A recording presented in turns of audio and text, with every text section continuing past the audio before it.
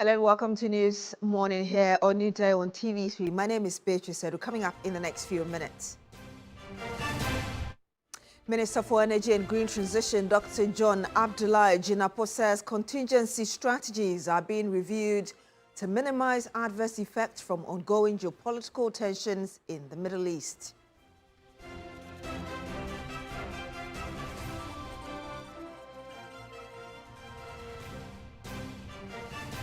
Also on the program this morning, Ghana and St. Kitts and Nevis signed visa waiver agreement as both countries deepen diplomatic ties.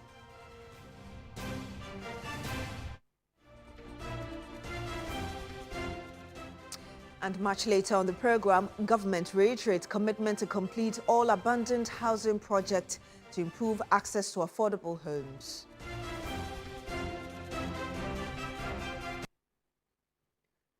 My name is Beatrice Edu. Thank you very much for joining us this morning. The Minister for Energy and Green Transition, Dr. John Abdullahi Jinapor, has revealed that contingency strategies are being reviewed and strengthened to minimize any adverse effect stemming from the current geopolitical tensions in the Middle East. The minister directed the NPA as the downstream sector regulator to intensify market surveillance and maintain close coordination with industry players to ensure any anticipated supply disruptions are mitigated swiftly and effectively. He further urged all sector agencies to maintain adequate strategic fuel stocks, enhance monitoring of international developments, and ensure stable nationwide distribution. The government has assured the public of its full commitment to protecting Ghana's energy supply security, emphasizing that all necessary measures are being explored to ensure sustained fuel availability and to reduce undue hardship on consumers. Some more here in Ghana and St. Kitts and Nevis have signed a visa exemption agreement for both countries to deepen ties and cooperation. Prime Minister of St. Kitts and Nevis, Dr. Terence Michael Drew, has disclosed that President John Mahama's speech at the 2025 United Nations General Assembly played a key role in his decision to seek closer engagement with Ghana. Prime Minister Drew arrived at the Jubilee House to a parade in his honor.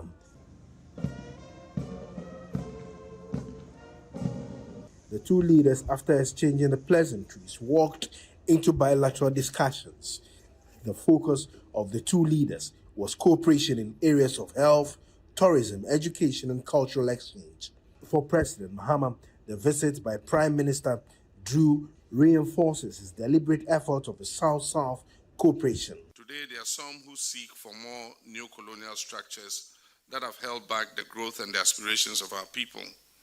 Some are bold to speak of a new form of colonization of resources that will enable them to sustain a Western civilization that serves their kind. As Africans, we cannot be ignorant of the devices of those who seek to work against our interests. Prime Minister Drew, on his part, says his visit is not just an ancestral trace, but a motivation of the persona of John Mahama. We believe there are tremendous opportunities before us to expand economic cooperation, encourage cultural exchange, promote educational collaboration, and create meaningful opportunities for all of our people, especially our youth. The two leaders signed 3 memorandums for a political consultation mechanism between the government of the Republic of Ghana and the government of the Republic of St. Kitts and Nevis. They also signed an agreement between the two countries for visa exemptions for holders of ordinary passports and a bilateral labor agreement between the two countries.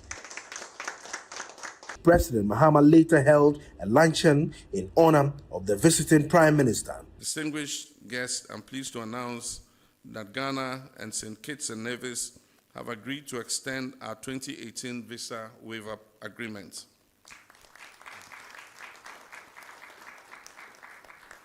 This was previously applicable to holders of only diplomatic and service passports. Now, this extension of the visa waiver includes holders of ordinary passports. We stand in solidarity with St. Kitts and Nevis in advocating for climate justice, equitable access to climate finance, and reform of global financial institutions to reflect the realities of developing nations. And we have a scarcity of healthcare professionals. And we already have a number of Ghanaian nurses who have come to St. Kitts and Nevis. They started to work, I think, within the last 3 to 4 weeks. And I can say to you, without a doubt, that they are well received, they are well trained, the people have received them well, and I've been asked to ask His Excellency, the President, for more Ghanaian nurses.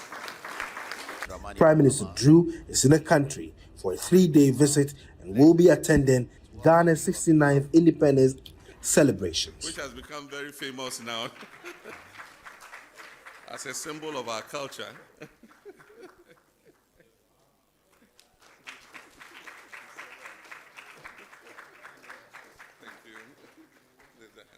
Stay at the presidency because the Vice President, Professor Nana Jane Opoku-Agyeman, has called on young Ghanaians to combine academic excellence with discipline and strong moral values as the nation works towards building prosperity and restoring hope.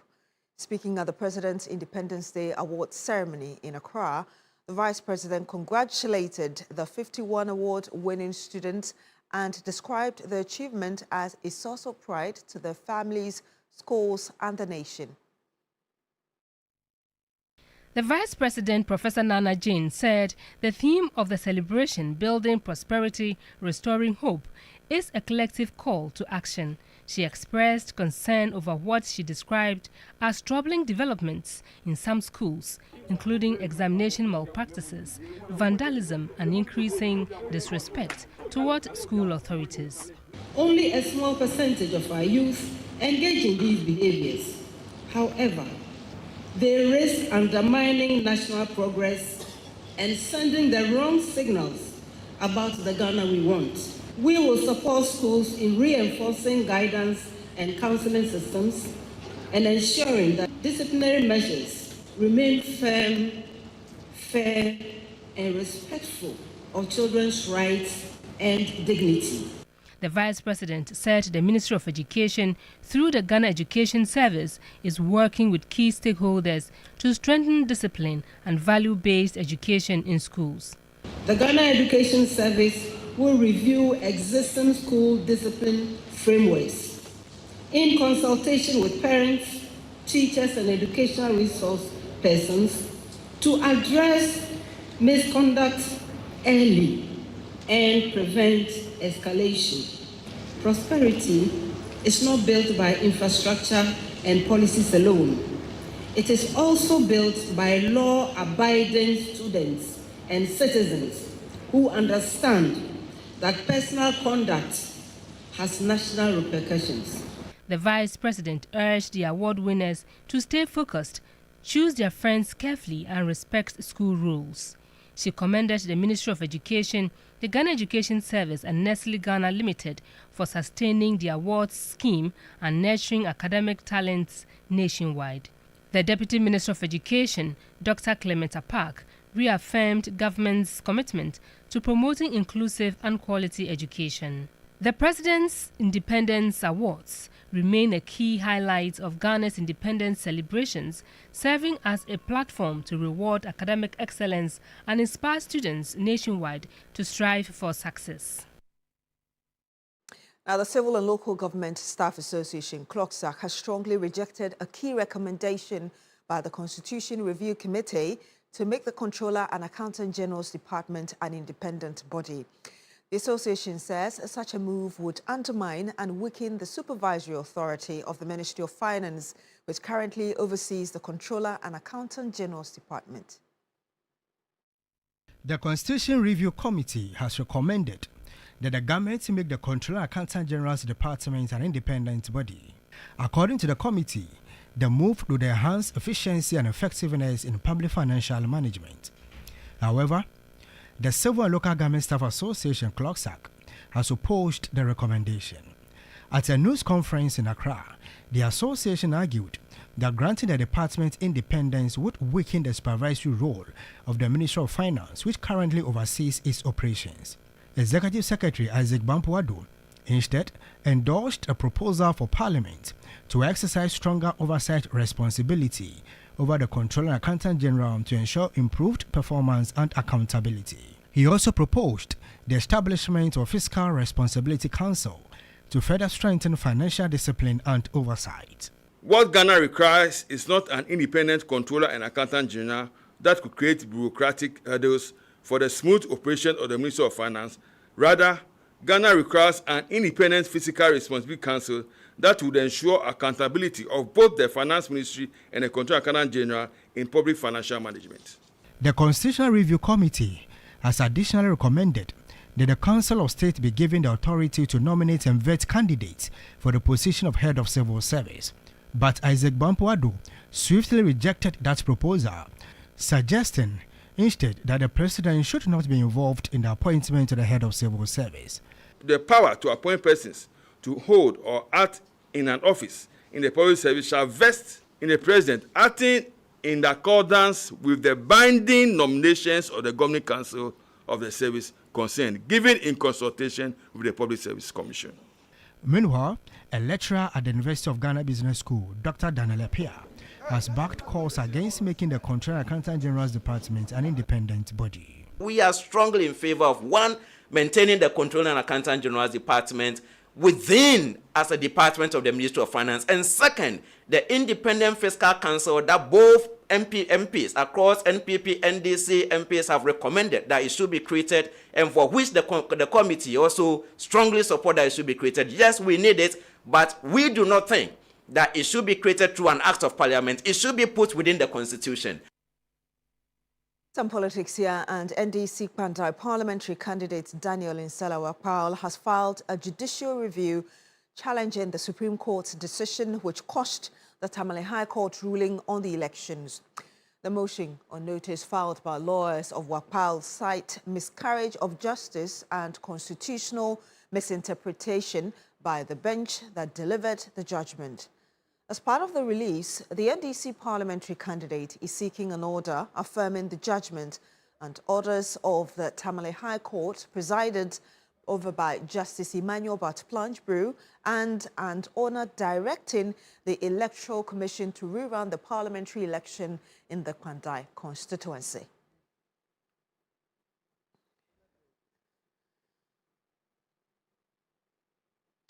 Now, government says that access to affordable housing will soon become a reality for many citizens. It says that this will be achieved through renewed efforts to complete stalled and abandoned housing projects across the country. Ghana continues to grapple with a housing deficit estimated at about 2 million units. Despite the growing demand, several affordable housing projects have remained uncompleted, raising concerns about successive governments' commitment to addressing the shortfall. At the National Home Ownership Fair in Accra, the government reiterated its pledge to revive and complete abandoned housing developments nationwide. From the outset, government has pledged to complete all ongoing housing initiatives, beginning with the long-delayed projects such as the Saglemi Affordable Housing Project. This commitment signals a determination to finish what was started and to unlock stalled investments in the housing sector. Meanwhile, the Chief Executive Officer of the National Home Ownership Fund, the state agency established to tackle one of Ghana's biggest housing challenges, access to affordable mortgage financing, indicated that plans are underway to introduce single-digit mortgage rates. He said the move is aimed at making home ownership more attainable, particularly for low and middle-income earners. Through the prudent management of the economy, interest rates have declined significantly. As a result, the interest rate under the National Mortgage Scheme is projected to hit a single digit. This means that many more Ghanaian workers will qualify to access mortgage. Not only that, monthly repayments will also be affordable. Now, following a recommendation by the Ghana National Fire Service to remove traders dealing in explosive chemicals from the Kumasi City Market, authorities have begun a special operation to relocate affected traders. The service says this is a safety measure. The Kumasi City Market, popularly known as KJTR Market, has recorded 8 fire outbreaks since it was opened in 2019. The most devastating incident occurred in March 2023, destroying dozens of shops and affecting the livelihoods of hundreds of traders. Investigations into the various incidents by the fire service revealed that many of the fires originated from shops dealing in explosive or highly flammable chemicals. We have some chemicals, when they come together, they react and ignite. And when they ignite, it's very serious. So to forestall all that, and then in the general interest of the market, we are saying that those people should be moved out of this market. So that, because if we don't do that in future, we don't know what is going to happen. Acting on this recommendation, the Kumasi Metropolitan Assembly and management of the facility resolved to evacuate all traders dealing in explosive chemicals. While some traders have complied with the directive, others are yet to do so. You know, some of them have been in this business for a very long time. But at the end of the day, we are looking at the larger interest of the market.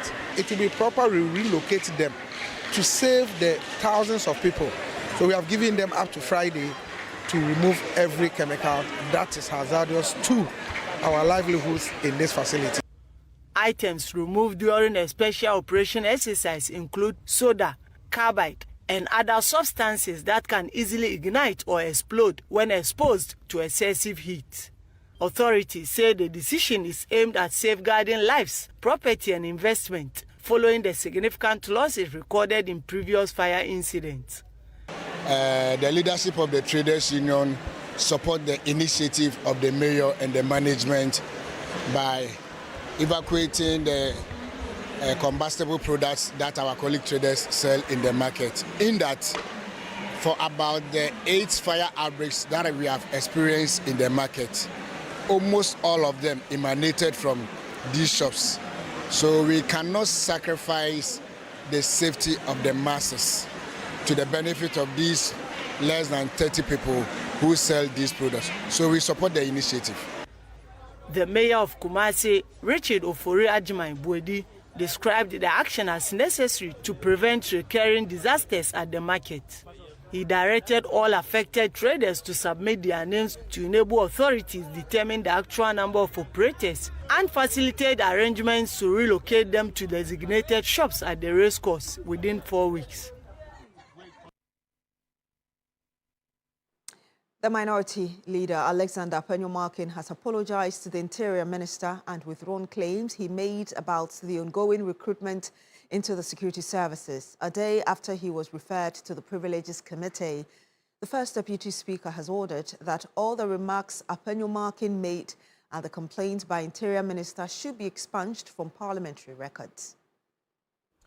The minority leader on Friday, after the president delivered the State of the Nation address, indicated, among other claims, that the ongoing recruitment into the internal security services is a scam. As well, he indicated that the AI-powered aptitude test is financially burdening Ghanaians, especially those in rural areas without strong internet connection.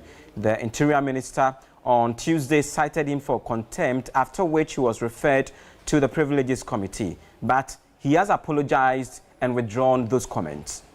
As colleagues, when a member feels strongly about a statement which is unintended, the right thing to do is to withdraw and apologize to him. Mr. Speaker, I proceed to do so and to assure him that concerns that would arise out of any matter shall be properly brought to his attention. But on this matter, as I've said before, I will repeat it for Hansa, that anything related to him or his ministry is withdrawn. And again, apologies to him. Minister for the Interior, Muntaka Mohammed Mubarak, says although he feels hurt, he would accept the apology and advise all members of parliament to be guided when making such utterances. It is painful to be wrongly accused or your action to be misconstrued and be labeled differently from the intention that you have, especially when it's connoted with criminality and heavy wrongdoing. Who am I to say that I'm going to play God and I will not accept it? I accept it wholeheartedly, and I pray that this guides all of us. And if the debate or the comments made yesterday in any way was also hardship and the House decided that both or all that should be expunged, I think that may do all of us a lot of good.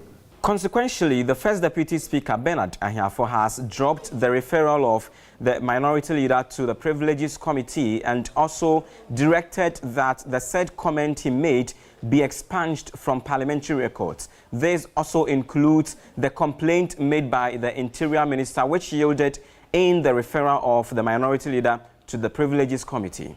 I would order that the referral to the Privileges and Immunities Committee for examination, inquiry, and reports is accordingly withdrawn. I will further direct that those words complained about said by the Minority Leader is accordingly ordered to be expunged from the record as if it does not exist. By so doing, the matter is put to rest. Christian Yale brought us that report from Parliament. And that's all for News Morning here on New Day on TV3. My name is Beatrice Sedu. Thank you very much for staying with us on the program. Do continue with us on New Day.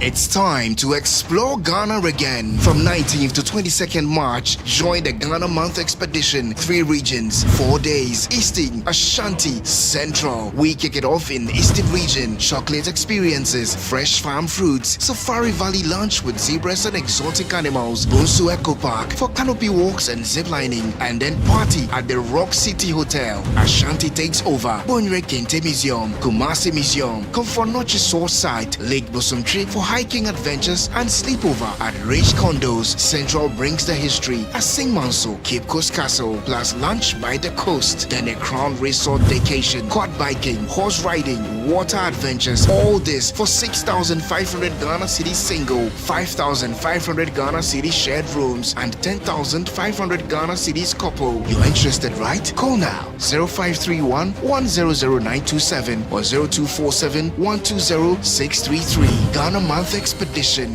19th to 22nd March. Don't just watch Ghana, experience it. It's time to explore Ghana again. From 19th to 22nd March, join the Ghana Month Expedition. 3 regions, 4 days. Eastern, Ashanti, Central. We kick it off in Eastern region. Chocolate experiences, fresh farm fruits, Safari Valley lunch with zebras and exotic animals, Bonsu Eco Park for canopy walks and ziplining, and then party at the Rock City Hotel. Ashanti takes over. Bonre Kente Museum, Kumasi Museum, Comfornochi Source Site, Lake Bosumtri for hiking adventures and sleepover at Rich Condos. Central brings the history. Asing Manso, Cape Coast Castle, plus lunch by the coast. Then a Crown Resort vacation, quad biking, horse riding, water adventures. All this for 6,500 Ghana cedis single, 5,500 Ghana cedis shared rooms, and 10,500 Ghana cedis couple. You're interested, right? Call now 0531 100927 or 0247 120 633. Ghana Month Expedition, 19th to 22nd March. Don't just watch Ghana, experience it. It's time to explore Ghana again. From 19th to 22nd March, join the Ghana Month Expedition. 3 regions, 4 days. Eastern, Ashanti, Central. We kick it off in Eastern region. Chocolate experiences, fresh farm fruits, Safari Valley lunch with zebras and exotic animals, Bonsu Eco Park for canopy walks and ziplining, and then party at the Rock City Hotel. Ashanti takes over. Bonre Kente Museum, Kumasi Museum, Comfornochi Source Site, Lake Bosumtri for hiking adventures and sleepover at Rich Condos. Central brings the history. Asing Manso, Cape Coast Castle, plus lunch by the coast. Then a Crown Resort vacation, quad biking, horse riding, water adventures. All this for 6,500 Ghana cedis single, 5,500 Ghana cedis shared rooms, and 10,500 Ghana cedis couple. You're interested, right? Call now 0531 100927 or 0247 120 633. Ghana Month Expedition, 19th to 22nd March. Don't just watch Ghana, experience it. It's time to explore Ghana again. From 19th to 22nd March, join the Ghana Month Expedition. 3 regions, 4 days. Eastern, Ashanti, Central. We kick it off in Eastern region. Chocolate experiences, fresh farm fruits, Safari Valley lunch with zebras and exotic animals, Bonsu Eco Park for canopy walks and ziplining, and then party at the Rock City Hotel. Ashanti takes over. Bonre Kente Museum, Kumasi Museum, Comfornochi Source Site, Lake Bosumtri for hiking adventures and sleepover at Rich Condos. Central brings the history. Asing Manso, Cape Coast Castle, plus lunch by the coast. Then a Crown Resort vacation, quad biking, horse riding, water adventures. All this for 6,500 Ghana cedis single, 5,500 Ghana cedis shared rooms, and 10,500 Ghana cedis couple. You're interested, right? Call now 0531 100927 or 0247 120 633. Ghana Month Expedition, 19th to 22nd March. Don't just watch Ghana, experience it. It's time to explore Ghana again. From 19th to 22nd March, join the Ghana Month Expedition. 3 regions, 4 days. Eastern, Ashanti, Central. We kick it off in Eastern region. Chocolate experiences, fresh farm fruits, Safari Valley lunch with zebras and exotic animals, Bonsu Eco Park for canopy walks and ziplining, and then party at the Rock City Hotel. Ashanti takes over. Bonre Kente Museum, Kumasi Museum, Comfornochi Source Site, Lake Bosumtri for hiking adventures and sleepover at rich condos. Central brings the history. A Singmanso, Cape Coast Castle, plus lunch by the coast. Then a Crown Resort vacation, quad biking, horse riding, water adventures. All this for 6,500 Ghana Cedi single, 5,500 Ghana Cedi shared rooms, and 10,500 Ghana Cedis couple. You're interested, right? Call now 0531 100927 or 0247 120 633. Ghana Month Expedition, 19th to 22nd March. Don't just watch Ghana, experience it. It's time to explore Ghana again. From 19th to 22nd March, join the Ghana Month Expedition. 3 regions, 4 days. Eastern, Ashanti, Central. We kick it off in Eastern region. Chocolate experiences, fresh farm fruits, Safari Valley lunch with zebras and exotic animals, Bonsu Eco Park for canopy walks and ziplining, and then party at the Rock City Hotel. Ashanti takes over. Bonre Kente Museum, Kumasi Museum, Comfort Noche Source Site, Lake Bosumtri for hiking adventures and sleepover at rich condos. Central brings the history. A Singmanso, Cape Coast Castle, plus lunch by the coast. Then a Crown Resort vacation, quad biking, horse riding, water adventures. All this for 6,500 Ghana Cedi single, 5,500 Ghana Cedi shared rooms, and 10,500 Ghana Cedis couple. You're interested, right? Call now 0531 100927 or 0247 120 633. Ghana Month Expedition, 19th to 22nd March. Don't just watch Ghana, experience it. It's time to explore Ghana again. From 19th to 22nd March, join the Ghana Month Expedition. 3 regions, 4 days. Eastern, Ashanti, Central. We kick it off in Eastern region. Chocolate experiences, fresh farm fruits, Safari Valley lunch with zebras and exotic animals, Bonsu Eco Park for canopy walks and ziplining, and then party at the Rock City Hotel. Ashanti takes over. Bonre Kente Museum, Kumasi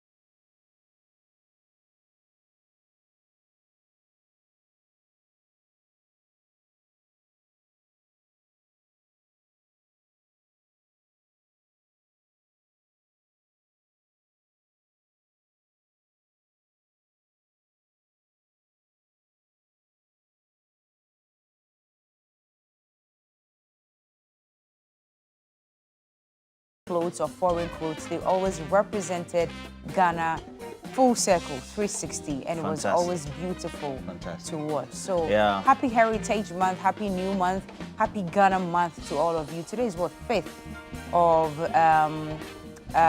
March. It's the special birthday of two people very important to me. First off, Barbara Techi, my own girl, Barbara Techi. It's your birthday. Barbara Techi.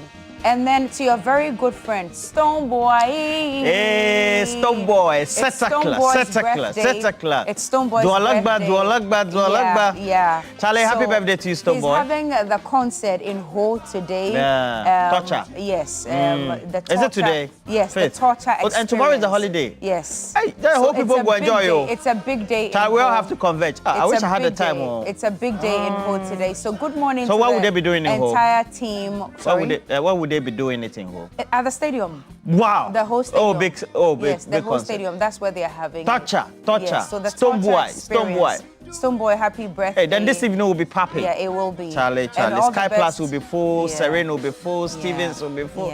People go enjoy.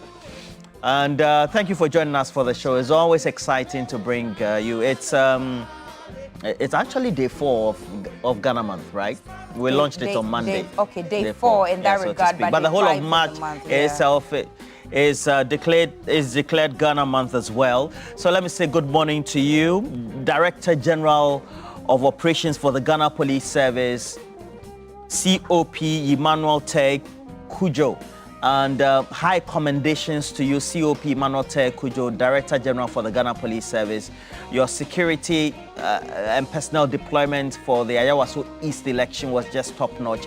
I was just reviewing the videos the whole of yesterday.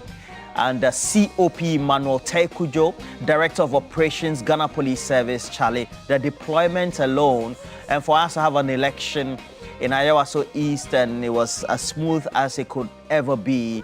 Let me say kudos to you as well. COP Emmanuel Te Kujo, Director General of Operations, the Ghana Police Service, and it's from the Newday team, the News Team Election Command Center. Our observations were quite right.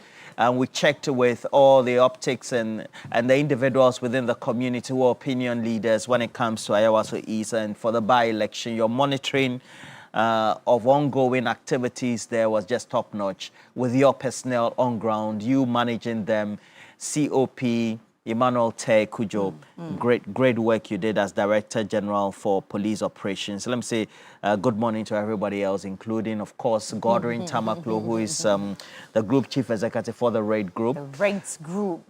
Fantastic. And everybody at Yakumka Travel and Tour. Yakumka Travel and Tour. We'll go to the World Cup. Charlie. Yeah, you know the deal. Dr. Julia Yayera Tenge, great lady with the Ghana Military Academy. And then Pai Fianku is with Engineers and Planners. Her boss is Ibrahim Mahama. Just bought a new jet. Jet. Baba, for city side. New jet. Kudos to you. Kudos to you. And David Fianku as well. Wishing you all the best for the day. Alhaji Nuruddin, lead driver for Ibrahim Mahama. Right. Wishing you all the best for the day. You said the old one. That's what Chairman Ibrahim said. Yes. For emergency situations. Well, glorious happy birthday also going out to Engineer Peter Deborah, CEO of Pedlo Energy. Pedlo Energy, it's your birthday. This one is coming from Theodora Akwa. Theodora, good morning to you as well. Engineer Peter Deborah, CEO of Pedlo Energy. Please have a very, very beautiful birthday. Oh, there is a happy, glorious birthday to Asia Moro. Today we celebrate an exceptional woman whose dedication, commitment, and tireless efforts continue to strengthen the great NDC party in the Ahafo region. So this is coming from Mensa Majid inside Bechem, Toronto. Hey, Toronto is in Bechem. Is in Bechem. Yes. And ladies, we have Haruna Idrisu, the Minister for Education and the Member of Parliament for Tamale South coming to the studio. And then immediately the poster was posted or yesterday. Shared on social media. Charlie, come and see the messages in my People are DM. asking questions, right? So basically it was about allowances that is unpaid and then the backlog of trained teachers who haven't been absorbed into the service. So He has his work cut out for him. So those are two questions. But there have been other things. You know, he just recovered from a gruesome accident. Yeah. So I was so happy to see him walk the other day, you know. So I'm really looking forward to seeing him today. So join us from 9 a.m. this morning. But before then, we would have done a discussion segment. That's big issues. Yeah. What are you looking at? We'll be looking at the MPA's directive. I think a number of people are talking about it and what it means really for the downstream sector, the OMCs and consumers, for those of us who buy fuel on a daily basis.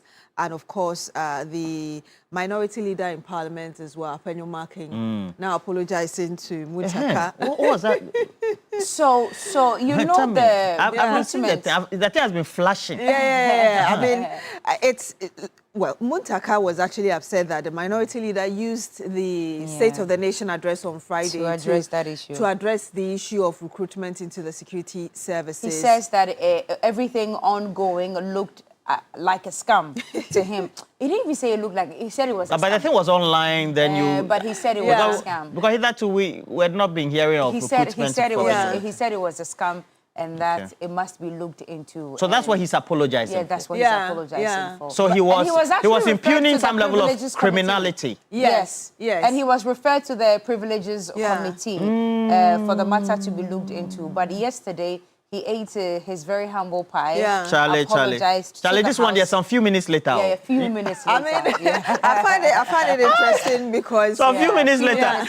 You know that thing they do on TikTok? So funny. Some few minutes later. So it means that you'll be talking, and then some few minutes later, then your voice will be... And you should have seen his demeanor and the tone with which he was speaking. Contrast. Because right after that, when he started talking about Ken Oforiatta, the voice was loud enough, you know. But when he was apologizing, the whole demeanor and but everything. Of course, you have to, it should be part of the apology. But what I find interesting, though, is when the Interior Minister drew his attention to it, he kind of was, okay, if you want to take it to the Privileges Committee, I will avail myself. You can take it, and then, yesterday we hear. So this was a true definition and a true meaning of a few minutes later. This one proper one. Yeah. Okay, Shadrach, can you get us the video? Even though that's not what we'll be talking about, just to spice up the morning. Sorry, that's why they say I'm mischievous, right? I know, right? Hey, let's spice that. So look at, we'll go and look for the other video, and then some few minutes later, let's look at the apology. I mean, no offense to, you know, he's my hometown man, chairman. Yeah. The father comes from chairman, and then I also come from chairman as well, the Volta region. So Osanhin. Apenyo Marking, he's everything. Some few minutes later. So we'll do some few minutes later for you. Don't worry. But how are we going to find that to mix No, Shadrach is one of, assisted by Anita. They are some of the topmost producers in Ghana. Because that's some few minutes later. So you said you are discussing what? The MPA, and then the second one is what? Some few minutes later. So that's how you've titled the whole conversation now. Some few minutes later. Yeah. But I loved what Muntaka did as well. And I love the statement he made. He said, listen, if you are retracting and apologizing, I'm not going to play God. You know, I would accept the apology and move on. And then that was when the Deputy Speaker of Parliament, why do I always forget this man's name? Ahiafo, Honorable Ahiafo, also reiterated that, okay, so now that apologies have been rendered and it's been accepted, it should be expunged from the records in Parliament that such a statement was even made, and that it should also be retracted and expunged that he was referred to the Privileges Committee. Some few minutes later. Look, so we had intended to ask the question only for Education Minister, but we're adding Apenyo Marking. No. Some few minutes later. So we commend or sign him for apologizing because it doesn't happen very often. Yeah, it doesn't happen very often. But the question still stands. So please, the Minister of Education... You're adding that to the Haruna question. The Minister of Education is coming into the studio. Yes. What questions do you have for him? Right. Especially the teachers, the educationists, parents, etc. And then, you know, assign him Apenyo Marking. Why you made a statement, has apologized. What do you make of it? Some few minutes later. You people should not do that. He's apologized. It's been expunged. We are moving on. We are moving forward. And that's what democracy is about. Let the matter be laid to rest. UN Secretary General. Yes. Let the matter be laid to rest. We need you in the Middle East, not yes. Maybe for Melania Trump, because she chaired. Yeah. So we are squashing the matter. It's been expunged. So we are expunging it this morning from our New Day records. Like we didn't even discuss it. Like we didn't talk about it. Like it did not happen. Let's concentrate. I'm not sure everybody agrees with you. Everybody agrees with me. Zil is Dwayne in the UK. He's a Liverpool fan. When you see me, you see the peace business. Okay. Yeah. When so you see Zil me, is you see Dwayne the in the mediation UK. business. He's a Liverpool fan, and their tagline is "Never walk alone." Never walk so alone. He's not walking alone. He says that's unacceptable, and parliamentarians need to take us seriously. He needs to face sanctions. All right. So, Zil is Dwayne. As we mentioned early on, the Honourable Minister of Education, Honourable Haruna Idrisu, will be here in studio this morning, and questions have already been flying in for him. What specifically do you want to ask him about educational reforms? There's been a lot of hooliganism in our schools recently, attacks on peers and mates in school, attacks on teachers, attacks on invigilators and all of that. Remember that incident when they attacked that invigilator because he decided to not allow them to copy, you know, and to cheat during exams. Well, some teachers have also not been posted for a very long time. There's a lot to talk about when it comes to education, the reforms and all of that. Whatever questions you have for Honourable Haruna Idrisu, please, when we activate the phone lines in very concise and precise submissions, please ask the questions that you would have us ask him this morning. Let's concentrate on that one and we keep it moving. Also, the hashtag is TV3 Newday. Send in your messages. We'll read as many as possible. Paparo will do that for us. We'll read as many as possible before we already some wrap messages up. in. Already, yeah? Aziz Donlawa says the minority leader must learn how to speak in public without being mischievous. Oh. So that's coming from... Gaiji says that Apenyo apologized in a calm, measured way. Listen, that was critical for ensuring the message was received as sincere rather than defensive or forced. The demeanor was fantastic. His calm, heartfelt apology focuses on taking responsibility and acknowledging the impact of his actions on the Honourable Muntaka. Really like Gaiji, Cantonment, comma, Accra. Get connected. Full stop. Is he still connected? Yeah, he is. Gaiji is still connected? Forever connected. Yeah. Okay, Simon Yanwa says the opposition in every democracy is meant to put the government in check and accountable through constructive criticism. But when the opposition rather turns into a witch-hunting group, then its purpose is defeated. The opposition should therefore rethink their role in Parliament. That's coming from Simon Yen in the Upper West Has region. Uncle Stephen sent a message yet? Stephen Not Quinn? yet, yes. All right, so let's do the segment and then we can do that. So this morning's segment is up next. Make sure you join us. And our question is that the Minister of Education is coming. So do you have questions for him as well?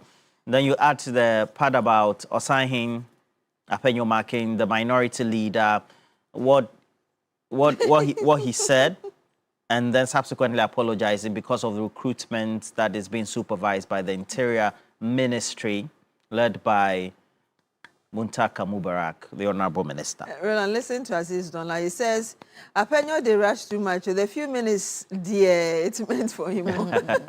Anyway, let's take the montage for this morning and get into the conversation. This is TV3 Newday.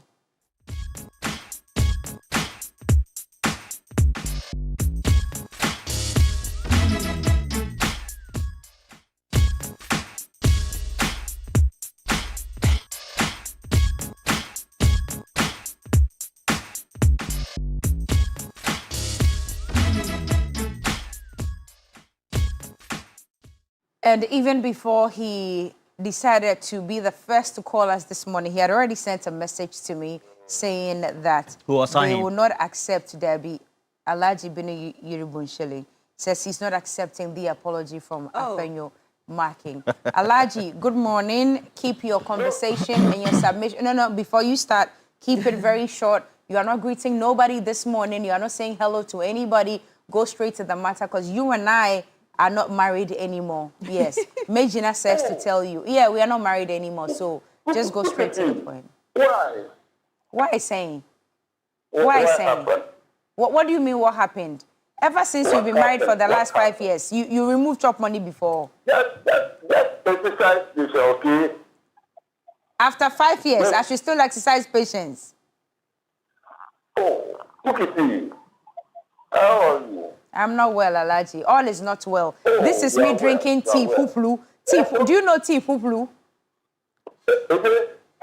Go ahead, Alaji. Tabiola. Tell him it's over. Gombian. He's telling you about cookie tea. Alaji, go ahead. Go ahead. She's not in a good mood.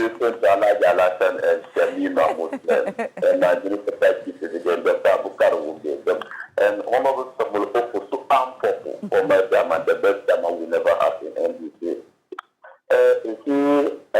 I think Honorable Haruna is an intelligent minister.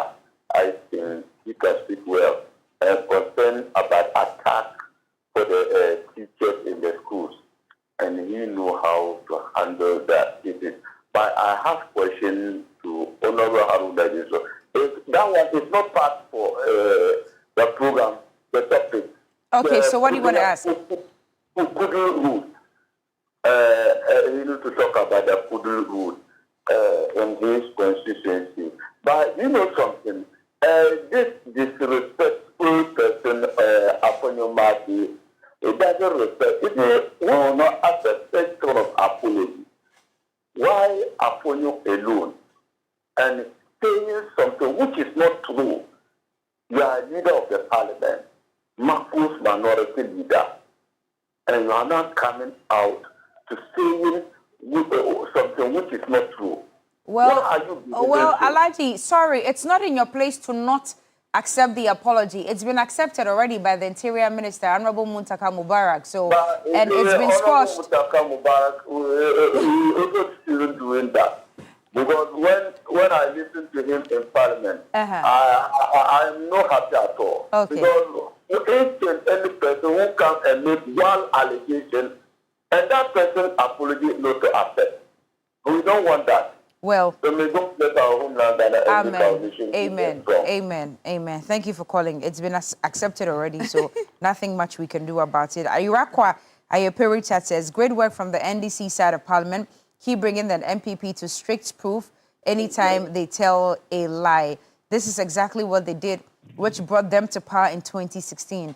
There should be no room from any quarters for misinformation or distortion. Oral is still about justice and accountability. It's a Ghana thing. Irakwa Ipe, we hear you. Prince Henry Koforidia says that, says, please tell Kukiti that she will marry Alhaji by Debbie, yeah. Let me pick Jacob's call and I'll pass it on to you. Hello, Jacob. Good morning. This is TV3 Newday. Hello, Jacob. Yeah, hello. Yes, Good Jacob. Morning. Good morning. Jacob, where are you calling us from? Kubuki, I'm calling from home. Okay, let's hear you, Jacob. What questions do you have for the Honorable Minister of Education? Good morning. I just want to use this opportunity to wish you all a happy Ghana month. Thank you. Paparo. Honorable. Aleki, your phone number. My phone hare a phone. Mikata my phone a hore a pakago general. Sure, okay, I want my netapa. Aha, Mamalema. Madugana, Jimmy, and Mikata. TV3 Newday, Miawa Mizaba system na Ghana area, never Ghana area, Manya Yamahu Tobomologa, Kayina Ponandura, Miabol, Miapa, Bologlioma, Mizukina, Mia, Alabama, Jababa, Jana, Ghana, to complete Wakata, Mauna Yurani. No, you're out. Manya David Beatrice Messenger, Bomolo, and then you never move on at the Gomani. Mia Dagomani. Mia Dagomani. Magoma Regane. Vavomalia.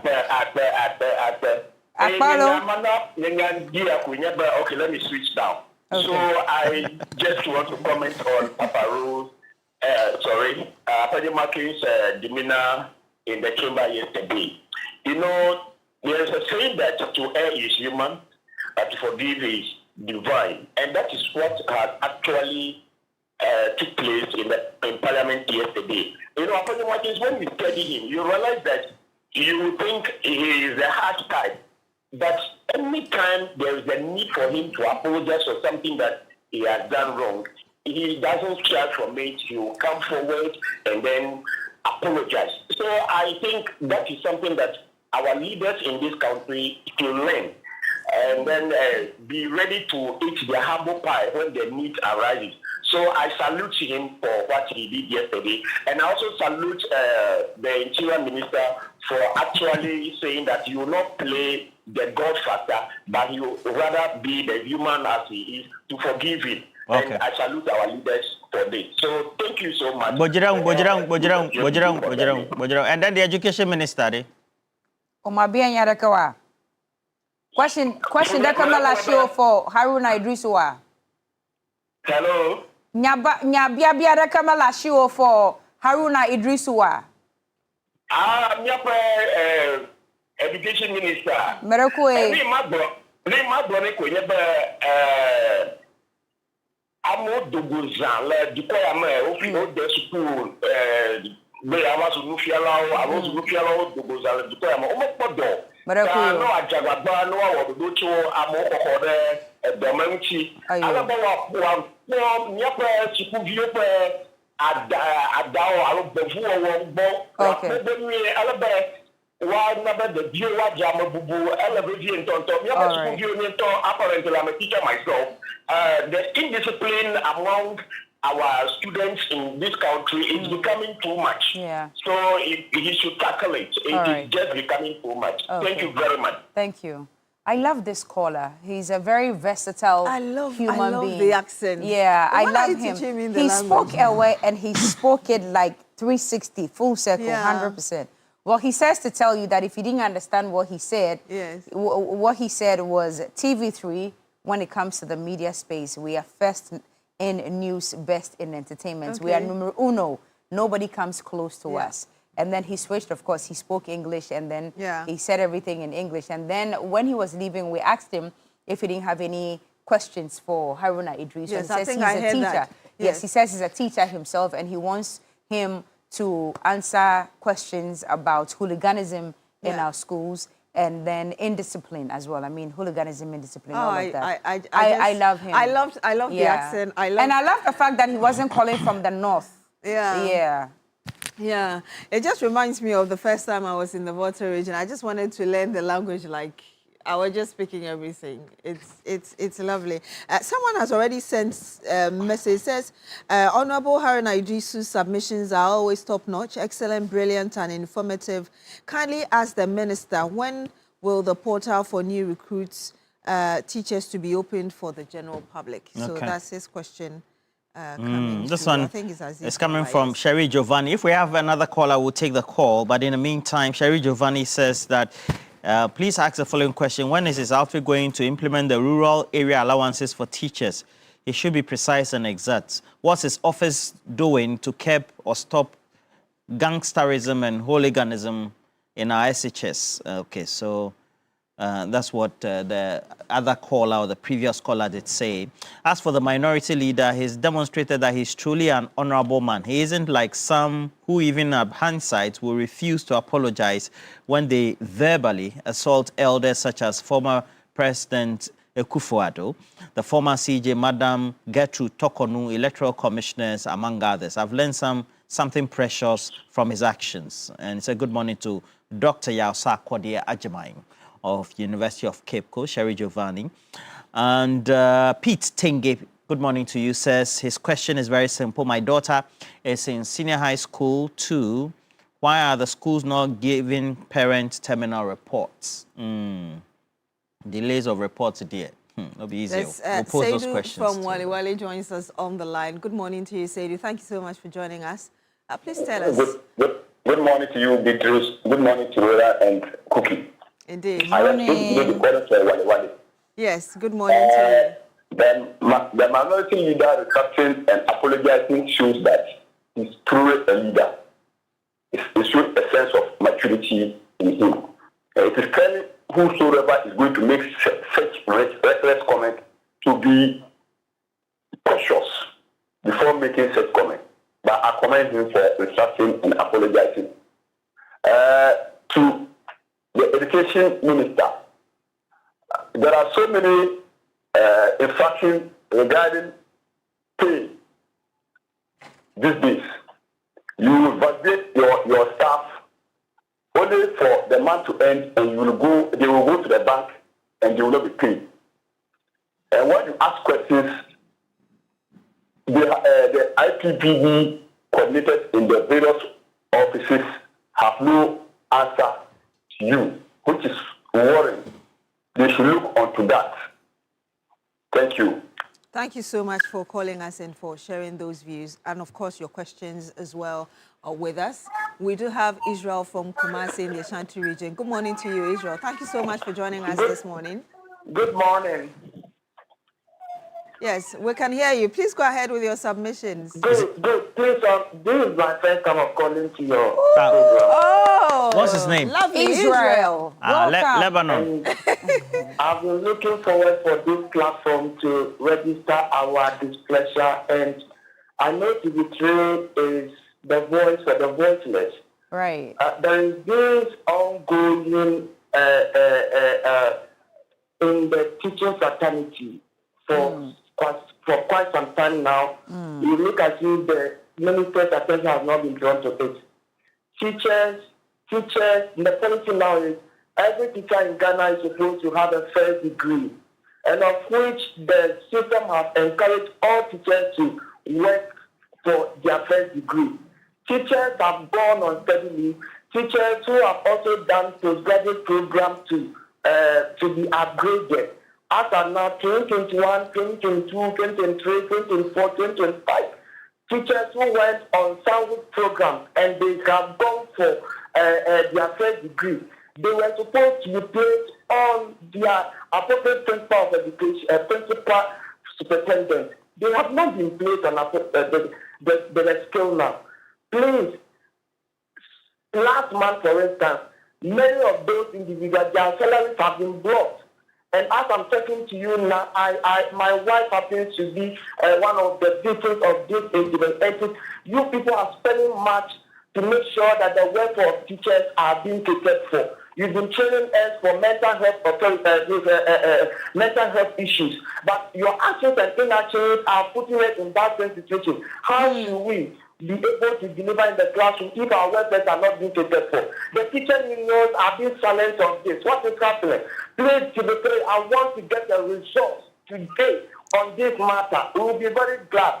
Ashanti region and other regions, we are being sidelined. What is happening? Please, this is the voice of the voices. This is the only platform that I had this morning.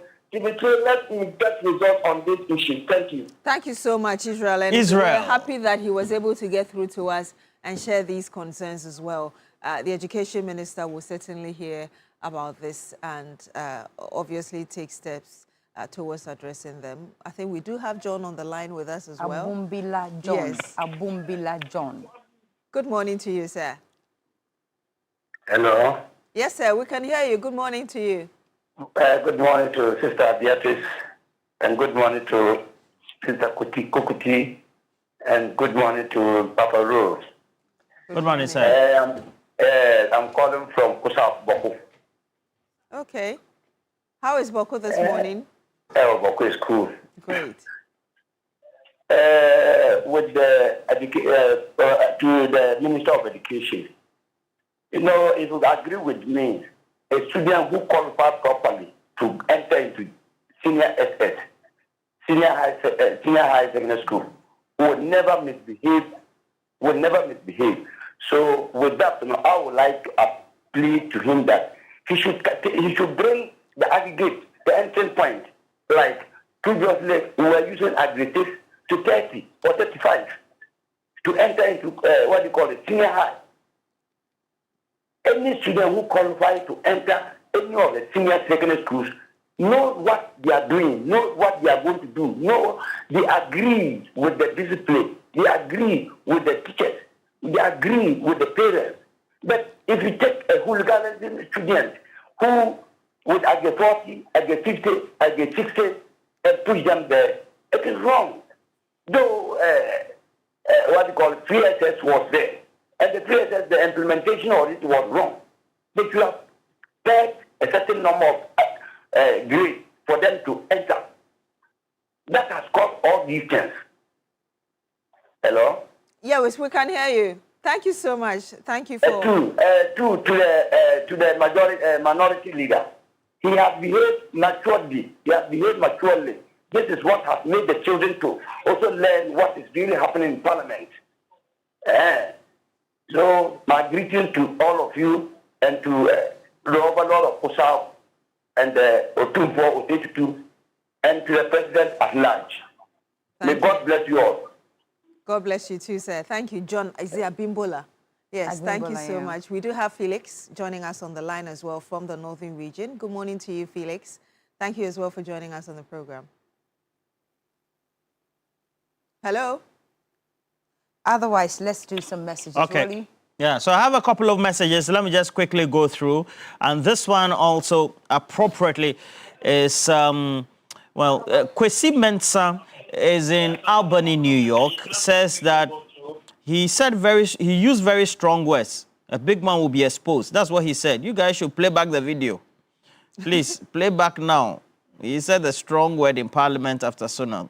And then keeps insisting that, again, we have... Encourage Kotoka says, my question to the minister, why are teachers not being posted to the Angloga district? What's the problem? And then since the Angloga district was created in 2019, the management unit of the Ghana Education Service has not been changed. And so you want a change in the management. I guess that's by way of procedure. And then also, okay. All right. So Randa Shao is also on the case of Apenyo marking. He said, I love the few moments later. You should play the video. Randa Shao, good morning to you. And then also, okay. So he's setting up to remove by, all right. Okay. You have to edit it before reading. Yeah. Yusuf Komba says, kudos to you, Roland, and the entire New Day team for the wonderful morning show. Let me take this opportunity to wish my daughter, Nadia Awenimi Yusuf Kombas, a wonderful, happy birthday. All right. It says the entire family is wishing her well.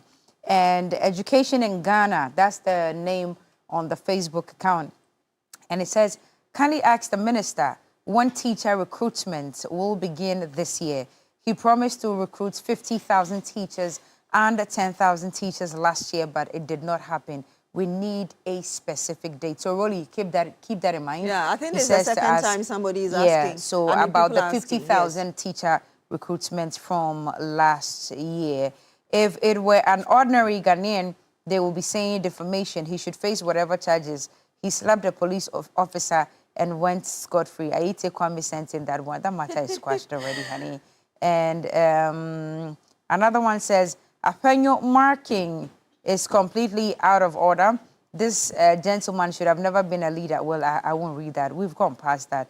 Irakwa Ipe says, my question is, when is the ministry going to reintroduce the cane and responsibility back to our teachers? Things are getting out of hand and it's long overdue. Responsibility, yes. But corporal punishment, no. No. Yeah. Nusuba Martin says, Rolly, can you ask the educational minister about teachers' recruitment? Okay, I think I've read that one already. Yeah. It looks like a lot of the questions this morning is regarding... they're on the recruitment and then allowance payments, basically. And a bit of so this one is coming from J. Bwansa Boateng and says that please ask the Minister of Education when the double-track system will be ending. When he was in opposition, he was a loudmouth on the subject. He's now in office and is crawling. Ask the question, Roland, Beatrice, and Cookie. Hey. Okay. We'll ask the question. And then this one also, well, a great friend of mine celebrated the birthday, Moses Aklobotu, friend and brother. Happy birthday to you, Moses. Great guy. Great guy. There's a message from landlord Bolga D-Line. He says, good morning, Mr. Roland, Cookie, and Beatrice. Students are misbehaving all around, producing bad grades, absenteeism, reporting late to school, and non-compliance to school rules. all in the name of free SHS. Can the government look at the policy again and make amendment? Why is it that you cannot repeat or sack a student when he misbehaves and performs poorly in school? Please, okay. I'm a teacher in an SHS and I know what I'm talking about. Please ask him for us. They can settle their personal differences, but will not accept it to be expunged from. Okay, so that is he, right. Landlord commenting on the minority. Well, two questions leaders. Here. Yeah. Two questions here. Says, ask him why he isn't willing to share the student tablet for the SHS Form 1s at home who will be going to school on the 16th of March.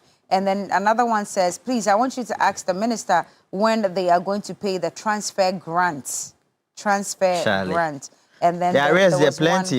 Yes, and then our minister should also be asked about the CPD allowance negotiation because as far as I know, the agreement ended last year and duty-free for teachers as promised. Okay, we have to go for a break, right? Quickly, yes. Guy Gisa, I should tell you that he's a personal assistant extraordinaire to Chief Connected, the Honorable Kenny Japon. So he'll forever stay connected. So he cannot be disconnected. Let me just read this very quickly from Brother Fakiwa. It says, I want the minister to address the issue of CISOs not benefiting responsibility allowance and also teachers who have applied for migration from GES to TVET. Almost more than a year now. Anyway, a little reminder for you before we take a break to come back to the big issue. Now, your health is important and Vitality Health Insurance is inviting all corporate institutions, associations and groups to be part of our medical plans. Cut down on medical expenses and enjoy good and quality health care at a facility near you. Now, for more information, visit www.vitalitymh.com or you can also call 026-657-3200, 026-657-3200. All right, we take a break now. When we come back, the big issue will be here. It's still TV3 Newday.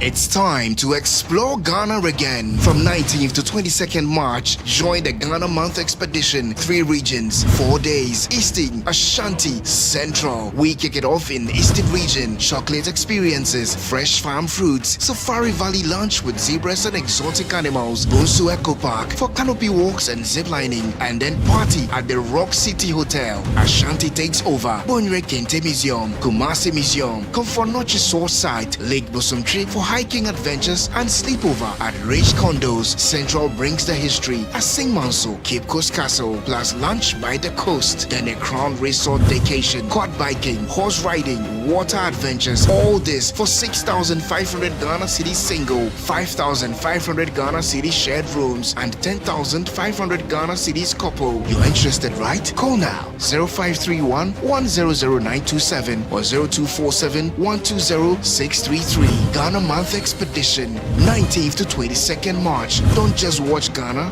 experience it.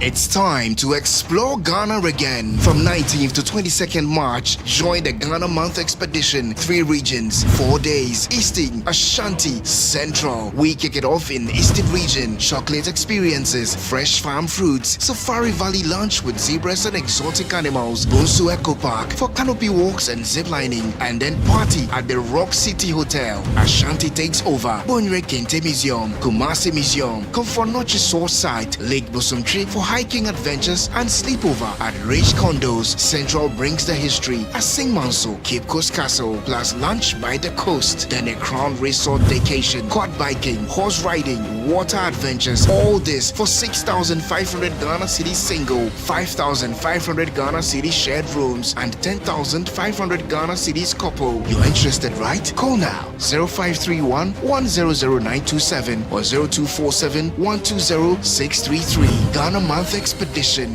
19th to 22nd March. Don't just watch Ghana, experience it. It's time to explore Ghana again. From 19th to 22nd March, join the Ghana Month Expedition. 3 regions, 4 days. Eastern, Ashanti, Central. We kick it off in Eastern region. Chocolate experiences, fresh farm fruits, Safari Valley lunch with zebras and exotic animals, Bonsu Eco Park for canopy walks and ziplining, and then party at the Rock City Hotel. Ashanti takes over. Bonre Kente Museum, Kumasi Museum. Come for Noche Source Site, Lake Bosumtri for hiking adventures and sleepover at Rich Condos. Central brings the history at Sing Manso, Cape Coast Castle, plus lunch by the coast. Then a Crown Resort vacation, quad biking, horse riding, water adventures. All this for 6,500 Ghana Cedi single, 5,500 Ghana Cedi shared rooms, and 10,500 Ghana Cedis couple. You're interested, right? Call now 0531 100927 or 0247 120 633. Ghana Month Expedition, 19th to 22nd March. Don't just watch Ghana, experience it.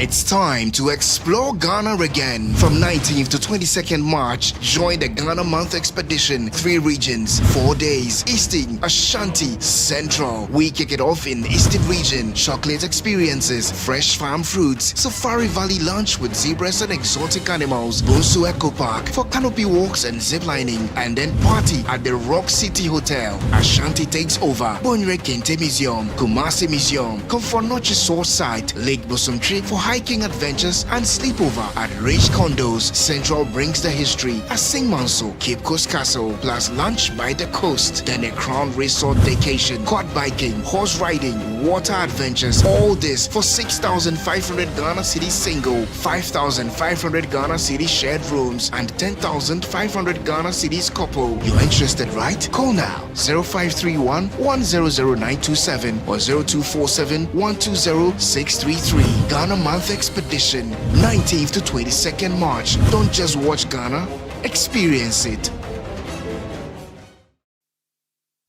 It's time to explore Ghana again. From 19th to 22nd March, join the Ghana Month Expedition. 3 regions, 4 days. Eastern, Ashanti, Central. We kick it off in Eastern region. Chocolate experiences, fresh farm fruits, Safari Valley lunch with zebras and exotic animals, Bonsu Eco Park for canopy walks and ziplining, and then party at the Rock City Hotel. Ashanti takes over. Bonre Kente Museum, Kumasi Museum. Come for Noche Source Site, Lake Bosumtri for hiking adventures and sleepover at Rich Condos. Central brings the history at Sing Manso, Cape Coast Castle, plus lunch by the coast. Then a Crown Resort vacation, quad biking, horse riding, water adventures. All this for 6,500 Ghana Cedi single, 5,500 Ghana Cedi shared rooms, and 10,500 Ghana Cedis couple. You're interested, right? Call now 0531 100927 or 0247 120 633. Ghana Month Expedition, 19th to 22nd March. Don't just watch Ghana, experience it. It's time to explore Ghana again. From 19th to 22nd March, join the Ghana Month Expedition. 3 regions, 4 days. Eastern, Ashanti, Central. We kick it off in Eastern region. Chocolate experiences, fresh farm fruits, Safari Valley lunch with zebras and exotic animals, Bonsu Eco Park for canopy walks and ziplining, and then party at the Rock City Hotel. Ashanti takes over. Bonre Kente Museum, Kumasi Museum. Come for Noche Source Site, Lake Bosumtri for hiking adventures and sleepover at Rich Condos. Central brings the history at Sing Manso, Cape Coast Castle, plus lunch by the coast. Then a Crown Resort vacation, quad biking, horse riding, water adventures. All this for 6,500 Ghana Cedi single, 5,500 Ghana Cedi shared rooms, and 10,500 Ghana Cedis couple. You're interested, right? Call now 0531 100927 or 0247 120 633. Ghana Month Expedition, 19th to 22nd March. Don't just watch Ghana, experience it.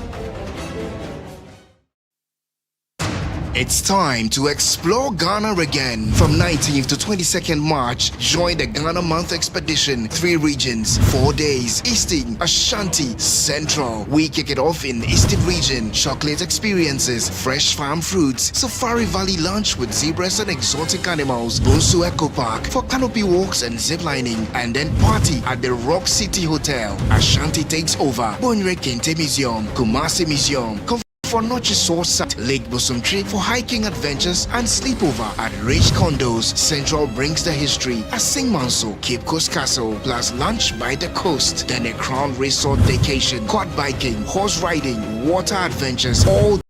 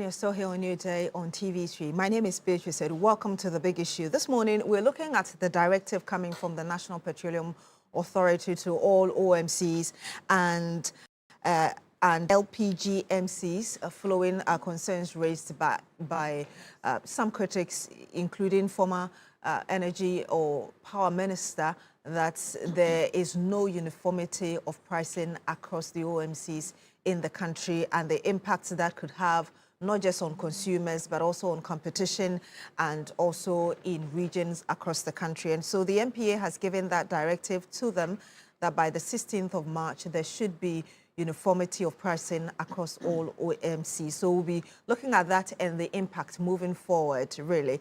And also the apology from the minority leader to the Interior Minister, Muntaka Mohammed Mubarak, after his comment earlier during the State of the Nation address last Friday, accusing the government of corruption in the recruitment process into security agencies. Yes, the directive is that after he has apologized, all commentary and everything associated with it should be expunged from the Hansard or Parliamentary Hansard. But really, moving forward, what should be the demeanor of leaders in the House and how we should deal with this matter? Once again, my name is Beatrice. Thank you very much for joining us this morning. Of course, I do have on the panel with me Professor Benedicta Ofosu-Mensah. She is Fosu-Mensah. She is with the NDC's communications team. Good morning to you, Hi, Prof. It's great to have you here this morning. Thank you. Yes. I also do have with us our regular panelist, Madam Rodelini Mora, Yana, public interest advocate. It's great to have you as well. Good morning to you. Nice to be here. We missed you. Yes, thank you so much. I missed you too. Yes, I'm better. Thank you very much. We'll be joined also by Madam Ellen Amadakon, who represents the MPP. She's a member of the MPP's communication team.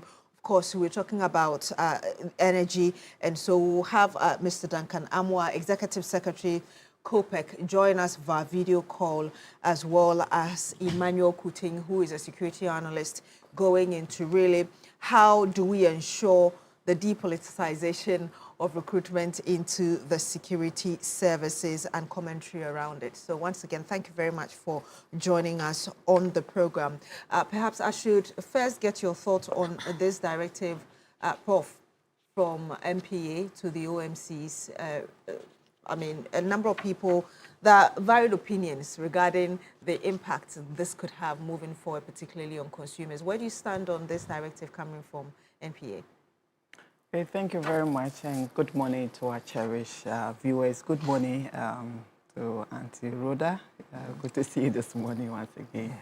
I want to say that the call is in the right direction, and it's a call that intends to, again, encourage transparency, fairness, and also protection of the consumer. As we have seen over the years, the issue about companies discounting their prices, we've seen variation in the prices. And there are times the larger companies take advantage of this price variation and vary their price depending on the location that they are found. And this whole issue of regulating the price or having a fixed price is to create fairness for the smaller companies to also compete among the bigger companies. Because as I indicated, there are times people take advantage of their location. If the station is probably the only station within a given location, he may try to increase the price and take advantage of the location that is indicated. So it means that individuals or consumers that are there are disadvantaged because they have to now buy fuel relatively higher than the other station. And so the whole issue of having a fixed price is about fairness. So everyone is given the same opportunity to get fuel at the same price, irrespective of where you are. I see this more as protection of the consumer, and especially the fact that the NDC, and for that matter, His Excellency John Dramani Mahama administration, always stands for the masses. We are not looking for a kind of selective smaller minority benefiting more, but we always have policies that looks at the larger population. And so this directive is towards benefiting the consumer, because we all know that fuel price affects everything. Once there's variation in fuel price, if you happen to find yourself in a particular location where the station is charging a little higher, that affects your pocket. And if you are somebody who is into business, it means that you have to put that also on your product, and the consumer will have to buy your product at a higher price. And so this is actually to stabilize the price and to make sure that everybody, is given a fair trade to also compete within the market, and also make sure that prices are, agreed and, are discussed and agreed among the OMC, so that nobody really take advantage of the situation and also the allocation. Prof, so that's one part of the argument. There are those who are saying that the reason we are having this conversation is because some OMCs feel that there are others who are discounting, or which are discounting prices, and that is where the competition bit comes in. Because if you're going to give me the same quality and giving me a lesser price, I'll come to you. And so this seems more of targeting the others who have decided to give discounts to consumers rather than those who are charging at the regular prices that we see. I don't agree with that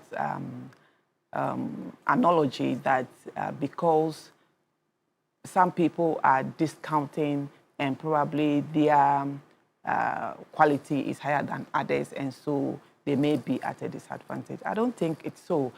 In a sense that even though the prices formally, there were variation, but there are some individuals who, for some reason or reasons best known to them, will always go to a particular brand or a particular station to buy their fuel, sometimes irrespective of the price. And so I don't think that this would affect any, or it's really targeting any particular station or any particular company.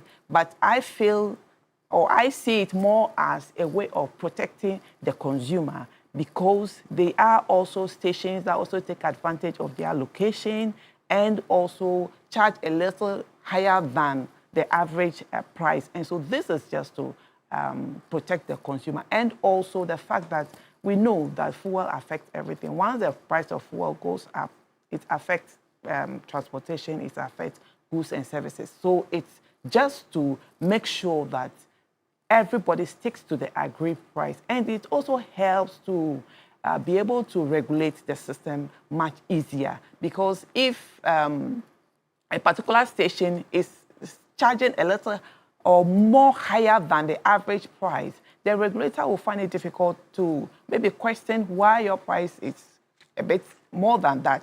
But as I said, there are stations that also take advantage of their location and increase the price because maybe in the whole area, they are the only one that are supplying fuel to the general public.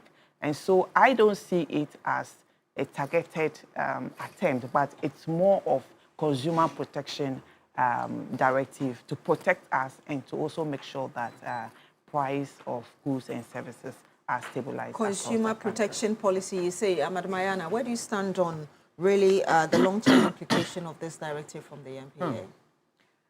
I'd like to say good morning to our cherished viewers. Good morning to us here. And with regards to the uniformity of fuel prices, I have my own thoughts. I agree that the ex-pump price that is given is adhered to by all fueling pump stations.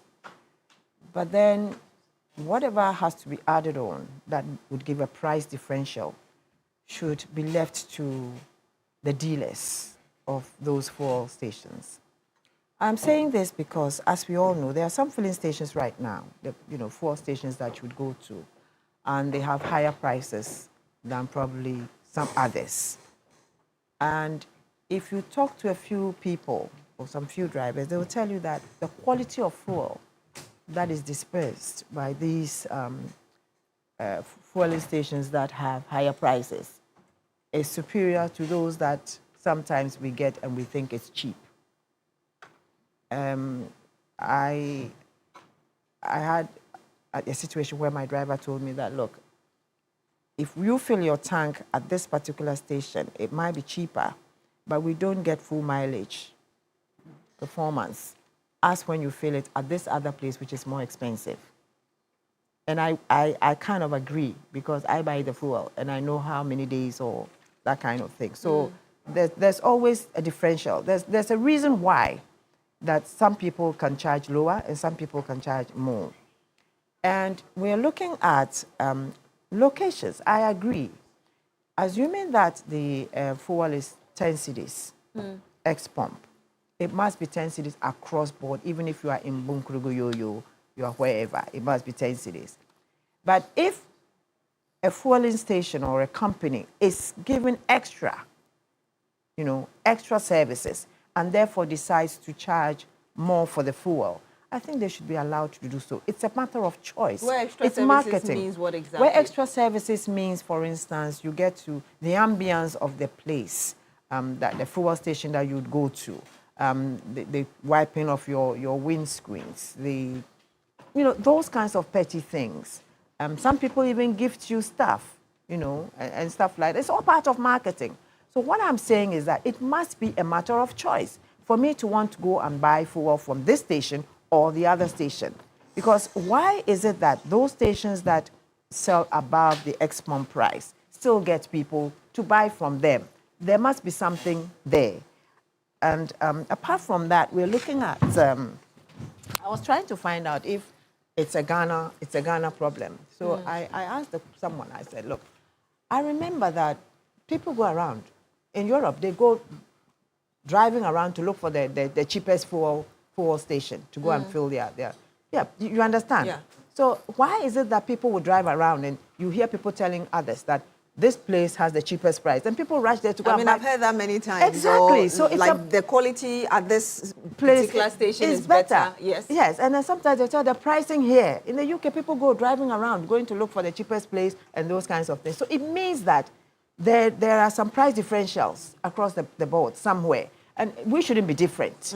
I think that people should be given a choice as to what or which station they want to buy from. But it shouldn't go like below. If it's 10 cedis, let's not have another station charging 9.99, for instance, 10 cedis. But if someone decides to charge 10 cedis, 50 pesos, okay, 10 cedis, 50 it's negligible, almost. Yeah, it's something that person has decided, and it's left to you. It's a choice. You can decide to go and buy 10.50, or you go and buy 10.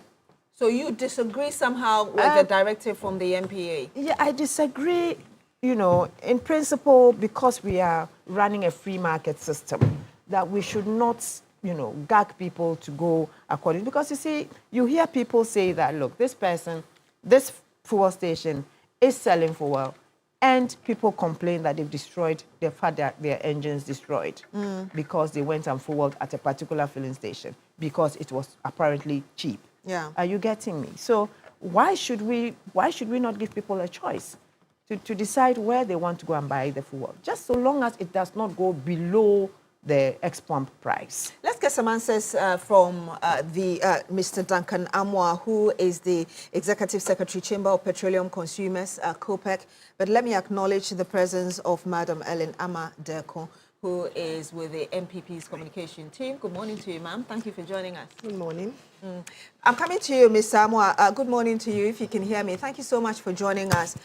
First of all, being with COPEC, let me get your understanding of really what the MPA means by this directive coming through to OMCs and the other agencies involved in distributing fuel to consumers.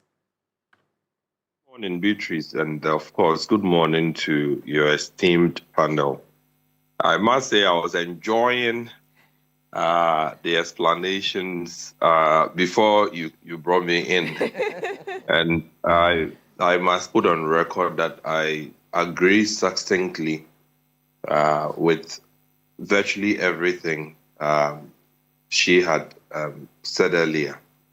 I agree that indeed out there in open market economies or free market economies, when you say you have deregulated a market, you are simply saying you are allowing the forces of demand and supply to, dictate prices.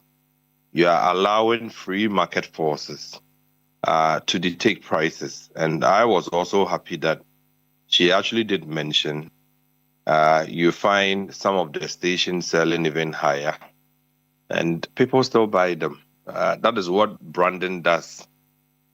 Some people would still stick to a brand no matter how much the price stretch or variance gets. And so you would find a situation where for some, no matter what is on the board, that is not what they are even looking at. They just, walk in because they believe they will get a certain quality stock from, a brand. Again, that also reflects what you would call a lapse in our regulatory system. One would expect the Ghana Standards Authority and the NPA to ensure that fuel that is served to Ghanaians meets the minimum standards. It's important. Do not license an OMC and leave it to sell just anything. And so it is quite alarming for some of us that some of the OMCs are allowed to hide behind probably all kinds of evil or bad practices and able to just sell anything at all to anybody. And regulators who must be out there checking and ensuring that you and I don't get served the bad fuel. Probably also raising the same concerns that, well, some are able to do predatory pricing because they are getting illegal or smuggled fuel. So, Mr. If I may come in, you referred to the comments made by the lady in studio earlier. We had two ladies, Professor Fosu-Mensah and Madam Ayana, and they seem to have had varied views. I just wanted to know where you stand, because really, Professor Fosu-Mensah talked about why the MPA needed to bring this, and Madam Ayana seemed to have a different view. So I was referring to Madam Ayana, the very last speaker. I think she was spot on with the UK.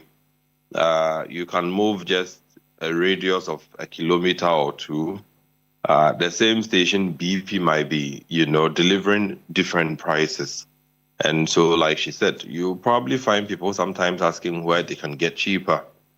And it's easier because for them, okay, 199 does not mean inferior to 210 or 2,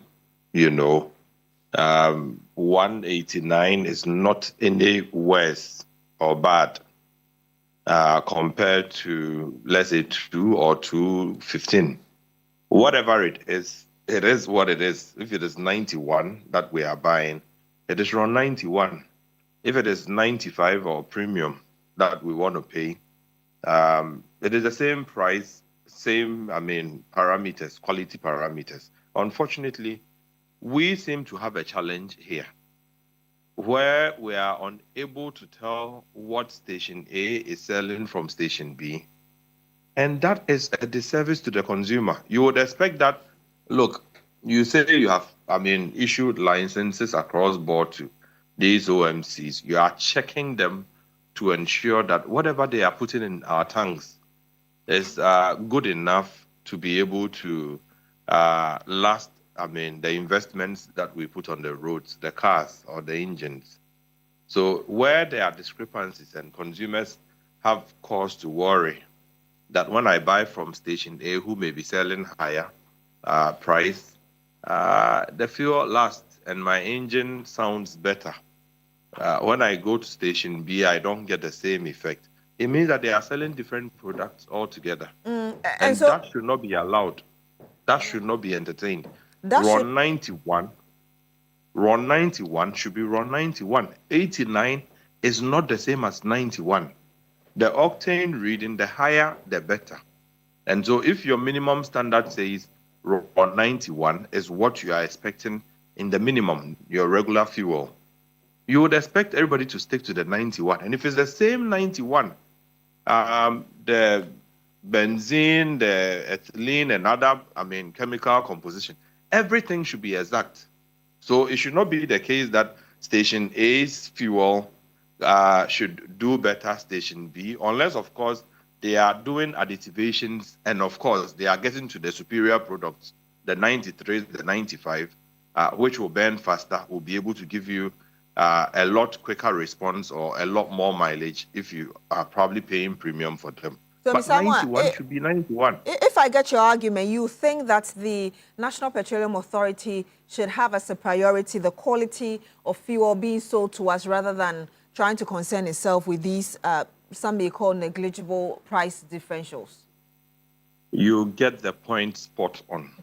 There are things that are of concern to the Ghanaian. I would want to be able to close my eyes. I see a fuel station, I smile, drive to the station, get fuel. Whether I'm a trotro driver, Uber driver, or I'm a teacher going to work, I need fuel to power my vehicle. I should be able to walk to any station, believing that Ghana Standards Authority have gone to inspect, the standards that they themselves have set.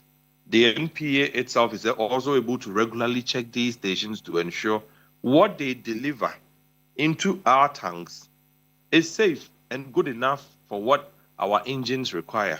It's a trust situation. When you go park your vehicle and say, I am buying 200 cedis fuel, oftentimes you do not even get down. Oftentimes you do not even see what is coming through that nozzle directly into your tank. It's a trust situation. So when I go to park and say I'm buying 200, I should be confident enough that authorities have been there. They've inspected whatever the station is doing. They've inspected the quality of the products that is being delivered to me. If I am able to get this assurance done, then it would not matter whether somebody is selling to me at, let's say, like 10, like your earlier speaker had said, or somebody is doing 10.2, somebody is doing 10.3. At that point, then it becomes a question of rational choices being made. Would I want to go to, let's say, Medina to get 10 when Liberation Road is doing, let's say, 10.22 or 10.3? I would have to make those decisions as to whether I will go a few miles further off to buy fuel because I probably am getting it a bit cheaper there. And again, the price selectivity is a marketing tool that some of the OMCs will also adapt in order that they are even able to stay in business. Like I have said elsewhere, if you are just in a stretch with some of the well-established brands, okay, you are a new brand.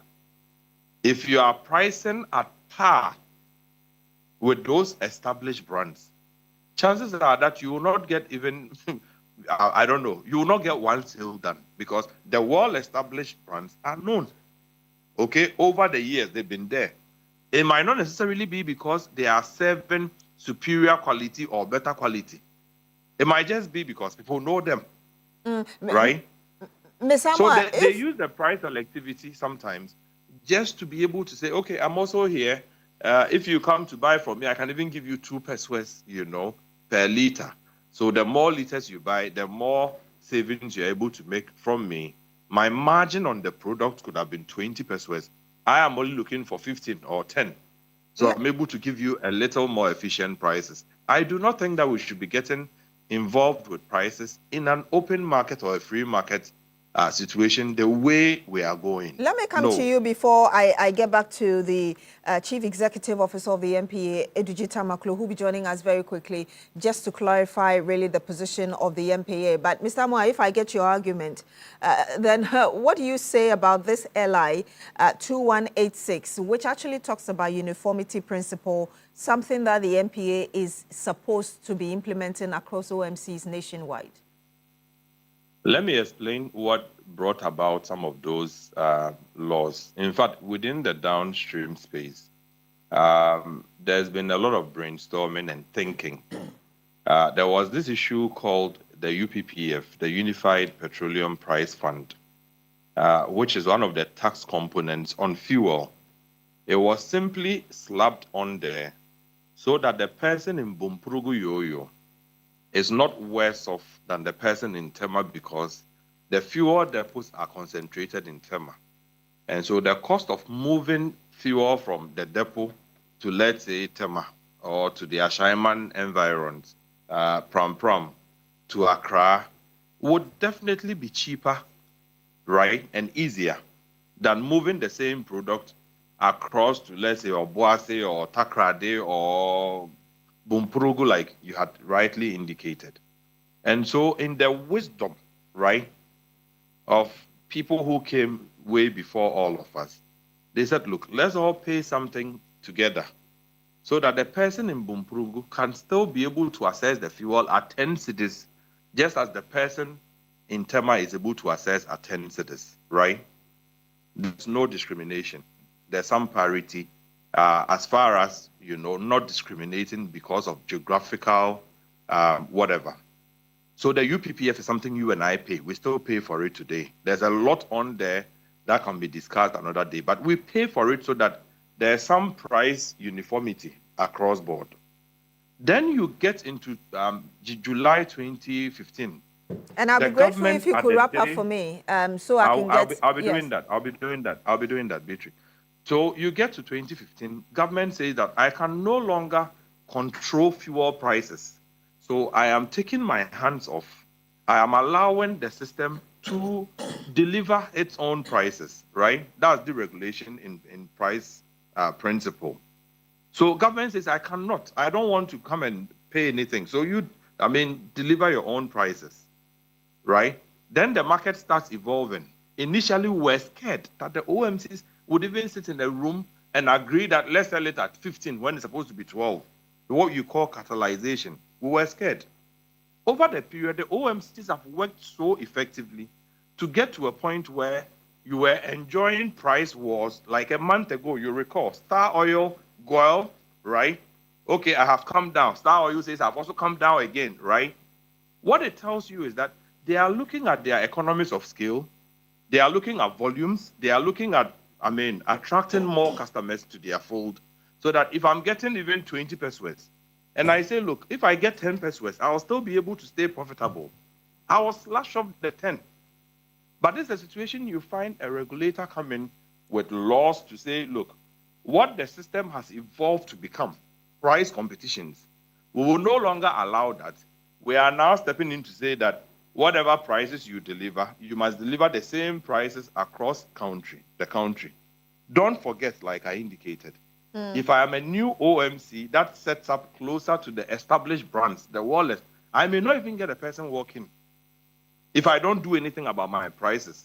And if you are saying I should do the same thing across the country, there are places that I may probably have leverage. So if I'm able to do the 10, it's okay. There are places I could just do $9.99 and be able to tell the trotro driver that, look, if you walk in here, I am able to give you, fuel a little cheaper than the well-established brands. That one, too, we say we have a problem. I want to go to Mr. Tamaklo now. Good morning to you. He joins us on the phone. Thank you so much for joining us. Well, good morning, and good morning to Vickers. The concern is that instead of the NPA trying to regulate prices, as it were, in an open or free market, you should be concerned about the quality of fuel that we consumers get. How do you respond to that? Okay, so Vickers, thank you, and thank you to your colleague female panelists today. The point ought to be set right. The NPA has a dedicated quality assurance unit, and its responsibility is to ensure that products that get to your tank meet a certain required specification. Now, let me put on record that any time that you go to any station and you have any inclination that the fuel being sold to you is not in the best of quality, the rules allows you to immediately. Hello, Beatrice, can you hear me? Yes, we can hear you. Okay, so the rules allows you immediately to call our toll-free number, and if you permit me, I can just put the numbers out so that anytime you have any inclination about quality issue, please kindly call this number 054 500 611 054 500 6112. These numbers, once you call and report, we also engage mostly in mystery shopping, where we dress anyhow, go to the station, pick the fuel at any time. We have a lab at our end that allows us to do the testing just to find out randomly whether the fuel being sold without anybody knowing that these are NPA officials. So we put in place some quality assurance mechanism to ensure that we get this. But I think we shouldn't confuse the two things that are happening, because that, with respect, to be disingenuous. I've sent you the airline which empowers the authority to do what we are doing. Is it the airline I referred to, the 2186? Absolutely. And if you see, we shouldn't confuse the two things. So in 2012, there was a previous airline. That is the National Petroleum Authority price regulations. Now, if you look at that particular airline, particularly regulation 1, sub-regulation C, it says that you need to have uniform pricing across the country. 3 years later, that regulation was amended. So now there's an amendment. Now what the amendment did is to introduce a new concept. Which concept is that? If you pick Beatrice and Daughters Limited or Beatrice and Sons Limited as an OMC, within that particular OMC, it cannot be selling at different prices. That is all that NPA is saying. NPA is saying that if you pick OMC so and so, you cannot on your own, contrary to the airline, sit in your office and say, I have 120 outlets. You geographically select a few of these outlets and say, I will sell, quote unquote, discounted prices there. And mostly, your own outlets that are in rural communities, you'll be selling higher prices to those in rural communities. And we are saying that the law does not permit you to do that. 2, you see, business people and what have you go into dealership and sponsorship agreements with these OMCs. Now, if you have a situation where you select only few of your stations and sell higher, and the rest, you say, okay, this is my general price for all of you, but this one, I'm reducing the price.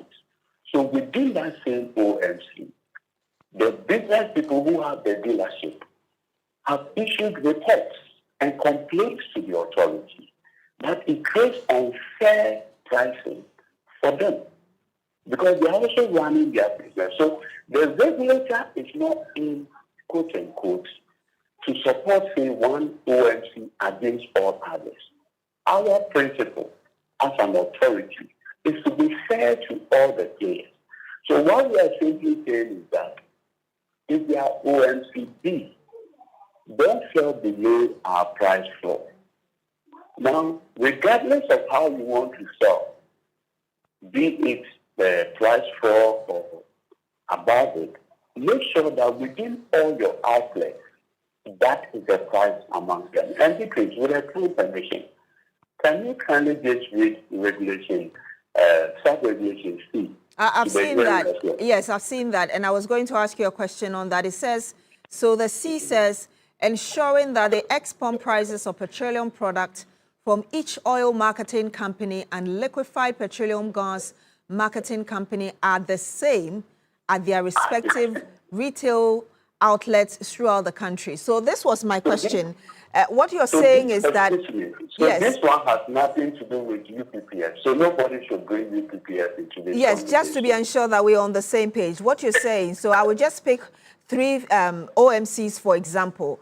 Assuming that Shell was selling at 11 cedis per litre, Total was selling at 11.02 per litre, and Star Oil was selling at, say, 10.59. That is not your problem. Your problem is... It's not my problem at all. Your problem is any of these OMCs deciding to sell in cantonments at 11.2 and then in Ablekuma at 5.0 or something. That's what your issue is. That is what this one seems to correct. And if you look at the airline, it's a 2015 airline.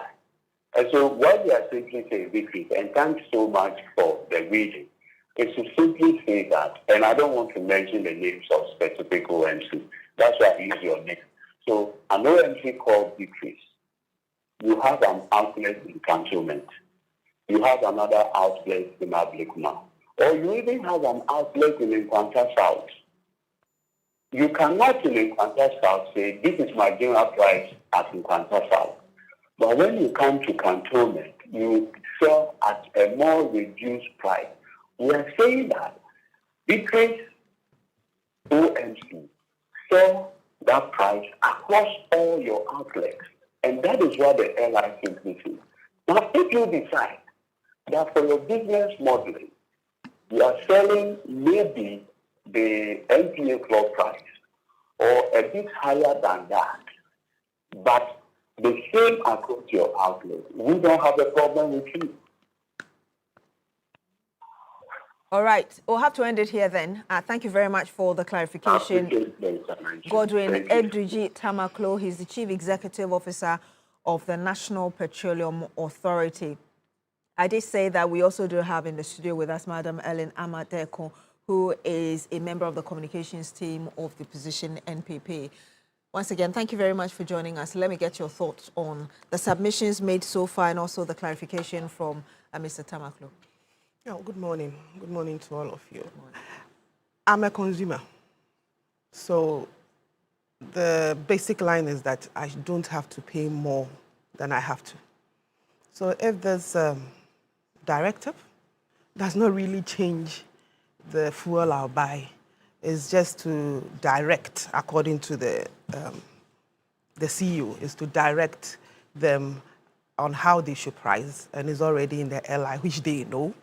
I don't think I see any problem yet with it because it hasn't changed my where I buy my fuel. It hasn't changed the price. I still get the quantity for what I buy. I get the quality for what I buy. So I really do not understand the brouhaha about it. If what he's saying is true, and I don't have any reason to believe what he's saying is not true. What I would rather look at is perhaps the OMCs and the other group, is it LPG, whatever? Yes, LPGMC. Yes, they should rather look at bettering their services. And when your services are better, customers will move. It's as simple as that. Every customer wants value for their money. They want value for what they are buying. They want value for the money they are spending. So if you're in competition and you have to give us the best value, when I was coming in, I wasn't too clear about exactly what they meant. So it's good that the AGG came to explain. Because if you were going to out there was that it was targeting certain OMCs. Not necessarily that, but if you're going to give us a flat rate for everybody, that's not fair. That's not fair because marketing, we are in a free marketing situation. If I think I can sell my product slightly lower and get more customers, there's nothing wrong with it. It's different if I am actually selling it extremely low than everybody on the market because maybe I've gotten illegal goods or I've gotten some extra something. That is a different matter. But where we are trying to price everybody at the same level, that is not fair. But from his explanation, it is within the company, within the OMCs. And I think that's fairly reasonable because if you're one company and you say your fuel prices are 10 cedis, why shouldn't it be the same 10 cedis across board? If there's an extra service at a certain area, you know we have premium services too. Yes. Then you label it premium service. Premium service. So everybody knows that this filling station of this company, they offer premium services here, so their prices are slightly higher. It's just a matter of proper labeling, proper marketing. Does it matter to you, for instance, that you go to a filling station, they want to wipe your windscreen, sometimes they want to check the quality of your oil or the level? But they ask you before they do it. Yeah. So if you're not interested, you don't use it. And even some filling stations offer it automatically. Yeah. And therefore, their prices will be slightly higher. If you think you don't need it, don't enter that filling station. Move on. It's a matter of choice. It's a matter of choice. So I really don't see what, now with these explanations, I don't see what the brouhaha is about. That is, if what he's saying is true. And as I said, I don't have any inclination to believe that what he's saying is not true. If that is it, then why not? Let's move on. One of the things he said, which was a point made by Mr. Duncan Amwa, was that if you're having issues with the quality of the fuel you buy, these are the numbers to call. Do you believe that that's a good approach at dealing with really the quality of fuel that sometimes we have on our markets in some of the OMCs? I believe the MPA has a whole system where they check quality. Ghanaians normally, unless the damage to their car is so severe, people will just shift. If the damage is not so severe on my car, and I realize that I buy fuel from this place, my car doesn't perform well, I will simply not buy from you again. Unless I buy from you and immediately I move, my engine breaks down. That means you have done something to the fuel. That one, I hear a few people complain, and the last time I think I read in the newspapers about a filling station somewhere in Eastern region where there were some complaints. They had searched, and it is true. So they went there to close the filling station down. That one, for what I know of Ghanaian consumers, if it happens to them and it is so severe, they would report. But normally, the market will correct itself. I come in once, twice. I realize that your fuel is not helping my engine. I move to the next company. And I've had to take that decision myself. But Mayana, I realized that you wanted to come in briefly, and then I'll come to you, Prof, for your final word on this one. I was just saying that, everything is by choice. As to whether Ghanaians do know what the quality of fuel is supposed to be is another thing. I don't think we've been educated on how to differentiate between bad fuel and quality fuel, except for the sound of your engine and then the way the car is moving. And then also, you see, I was listening to Honorable Eduje, and when it comes to the rural communities, we find that sometimes the prices are a bit high in rural communities. That was higher than in Accra? Yes, that is why I think that person took the matter to court. Okay. And the reasons are that we have bad roads. You keep hearing of accidents on our roads and all that. So even delivering the fuel to those areas is at great risk. And therefore, sometimes by the time it even gets there, half of it has been siphoned, and all that. So there's a lot more work that has to be done to make sure that the OMCs deliver the services that they're supposed to deliver, and the MPA also does its mandated work. Now, if you're talking to most Ghanaians, it's not always even anything to do with the quality of the fuel as the volume of the fuel that is given to us. So you hear people saying, I was supposed to have filled my car at this price, and then you go and your car is not full. or you buy and you are not sure. You feel like no. Because sometimes you go to a particular filling station, you buy a certain quantum of CDs, and you look and you're okay. You go to another place and it's lower, and you are like, what happened? So I think that these are things that we have to look at, the volume of fuel that is dispersed to us. So how they calibrate the liters that they give you. Even though they would always tell you that there is a measuring jug that you can over, but who has time to go and measure the jugs and pour in? I think we just have to be up and doing to make sure that we are giving value for money. That is what the Ghanaian expect. Prof. Yeah, thank you. Like I indicated, that the directive is to protect the public or to protect the consumer, as he indicated. This is not as initially we all thought, but it's about a specific station that you cannot vary your price. And as other speakers also indicated, in the rural areas, of course, there are situations where, because of probably the location and also the station maybe feels that is the only station available and want to take advantage of that to increase the price above the normal price. And so it is just to protect the consumer.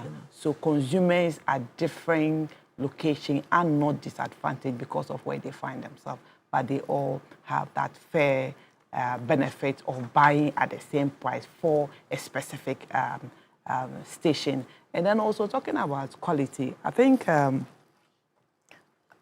it's something that, yes, the regulator must always ensure that consumers are protected by the fact that they are given the right quality product. And so the issue of going around to inspect these things at random location, as he indicated, is in the right direction. But it is also important that the consumer also take note of some of these things. If you buy fuel and your engine changes, I think it's important that you can either report or maybe take some steps to make sure that where you bought the fuel maybe it's checked to be sure. Because I remember very well, I don't remember the year, but I think 3 or 4 years ago, there were instances where some fuel were brought in and then the quality of the fuel was not good, but it's managed to find its way into some stations. So it means the unsuspected consumers, fell victim of buying fuel that were not in good standard as far as the quality is concerned. So it's important that we all pay attention to it. Then the issue about the volume. I think myself, I've experienced some of these things a number of times. I've even, went to the extent of even questioning the fuel attendants.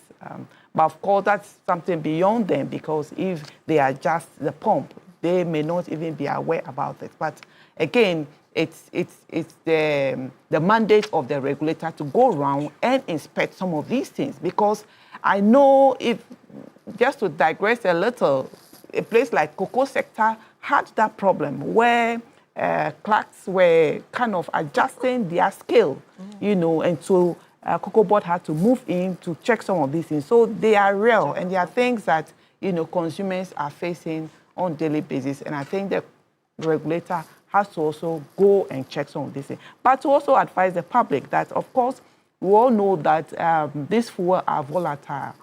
They evaporate or they expand when heat is applied. So the best time to buy your fuel is in the morning.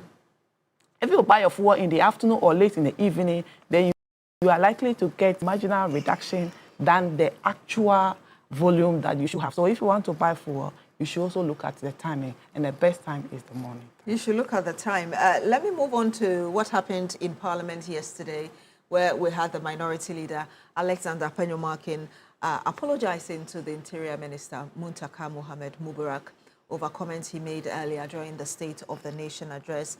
The House seems to have agreed that, yes, apology accepted. Let's move on. Let's expunge this from our hazard. What's your thoughts on it? Well, I think it's in the right direction. I mean, to err is human, and to forgive, as they always say, is divine. I'm happy that for the first time, Afenyo Makin has taken that humble stand and taken a humble pie. There are times, yes, sometimes we all do some kind of politics. Sometimes we say things maybe to excite our followers. But there are times too, if you're not careful, you find yourself at the wrong side of the law. And I think in this case, that's where Afenyo Makin found himself. I am happy that he has seen or has realized that he erred. And yesterday when I saw his mood, not the normal Afenyo Makin, as we all know, he's the, the energized, very aggressive type. But this time, yes, he shows, very calm. And I think he's sincere to his apology, looking at the way he presented it. And so I would not have much to say, but to say that as human beings, we all make mistakes. And sometimes it may not be deliberate, but it may be due to maybe some misinformation the person had. And so you may make some pronouncement that may be wrong. There are times also one may just be mischievous. There are times we get away with it, but in this case, he was not fortunate to get away with it, and so he has to eat the humble pie by apologizing to the minister. And I'm happy that the minister has accepted and Parliament have also accepted his apology. And I think that life must go on. So we'll move on. We'll move on. Madam Ellen, I want to get your thought on it. Well, honestly, it's this morning that I actually realized that something had even gone on. And I was asking what really went on. So I had to go back and go and check the State of the Nation address. And I realized he made a statement when the president had finished. I think it was in the closing remarks. And Honorable Muntaka took offense to it. And I think it is normal for anybody to take offense to something that they believe is not true. I really do not know the facts of the matter, exactly what he was talking about. Because they're talking about alleged security recruitment irregularities. No facts were given. Nothing has been said yet. Well, he had issues with the agency. So, as I said, yes, whatever it is that he said, he's gone back. He's going to take a look at it. He's come to tell all of us that he's sorry. He spoke. He misspoke, that's the word. And he has apologized to the minister. The minister has also accepted, or he hasn't. He has accepted. And Parliament is moving on. I think the rest of us should move on. And that's basically human nature. He's apologized. He's made a mistake. He has apologized. Let's move on. Beyond the statement and the apology is also the concern of how we seem to politicize recruitment into the security agencies. Is that not something that concerns you as well? No, we have politicized recruitment everywhere. Everywhere. And so for me, it's just, we've turned it normal. A government comes in, people who were recruited before the government came in, some are sacked, some are kept, some go to court.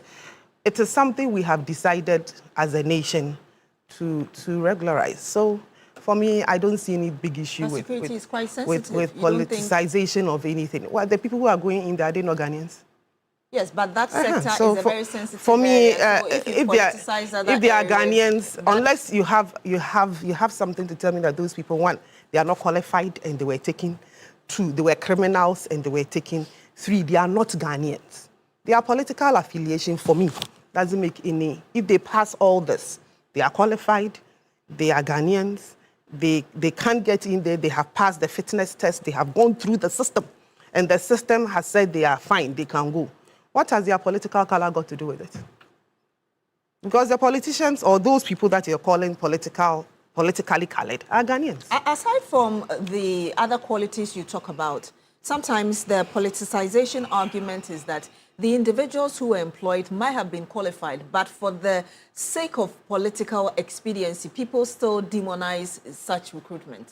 And that's why I'm saying that the people who are going there, they are from political parties, whether it is MPP, NDC, CPP, and they are Ghanaians. Our worry should be that if it's because of the politics, if because of the people who are sending them there or the people who are advancing their cause, because they are criminals or because they don't make the cut, but they get in there because they have political godfathers. That's why our problem should be. That is why I think our problem should be that somebody gets into the security services because I know the MP brought me or whatever it is, but I was not properly taken through the system. So nobody checked my background because an MP brought me. Nobody checked what I had done. Nobody really looked at them because being the security services is a look at the sort of rigor they go through. If somebody jumps that or doesn't go through that and is taken because a political person brought that person, then I have a problem. But if the person goes through the system like everybody else and the person passes, what has who brought him there got to do with it? So, for instance, let me go to Ayaso West Worgon, for instance, where Emil Short's report came out. Certain individuals were supposed to have been punished, and those individuals found themselves in security agencies, and people felt like these people should have rather been reprimanded, but for political reasons, they've rather been repositioned, as it were. I don't get it. I'm not getting your question. I'm just talking about the politicization of our security The people are already agencies. in the system. They've already gone through recruitment. The Ghana the Ghana forces, the Ghana police services, whoever it has put them in there. They have they gone through the rigor, the sort of processes that we put them through? If they have gone through and they have done something, why don't you prosecute them? Yeah, you won't prosecute them because of what? Madam Ayan, I want to get your thought. Depoliticizing security recruitments. It's unfortunate that we should be talking about this. It's not something that any country should be talking about. You know, politics in our security services. Recent developments have given cause for us to talk about it.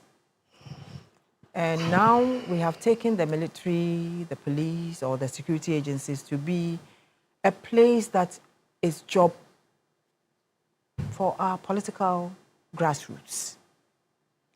As to whether they go through the training or not is another situation. But as to the products that come out after the training, if they are fit for purpose, is another thing.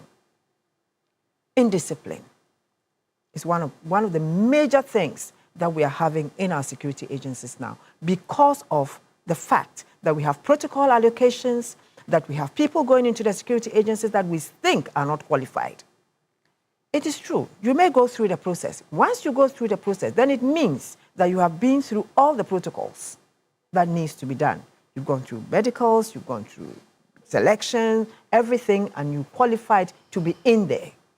But it is different when you hear that people are being trained, when you have not heard that they have gone through training, all these protocols of being selected, of going through medicals, and the likes. And then also, I think about last year, the late Omanibuama came out to tell us about the number of people who had been taken into the military, for instance, and had not gone through the process. They did not qualify. Some had not done medical, some had not gone through the basic training, but these were people that were going to be, what? Commissioned as officers.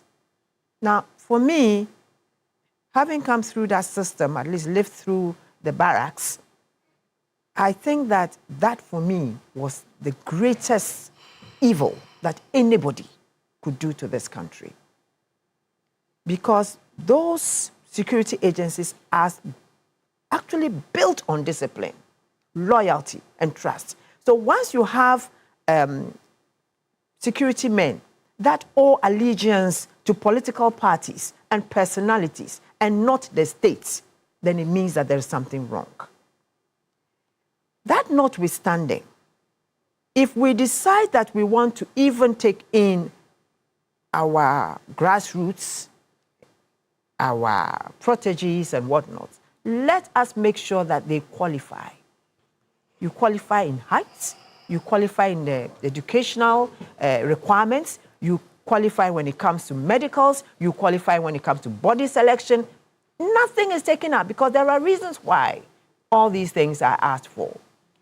Gone are the days when you know that before you become a soldier or an officer, background checks are made.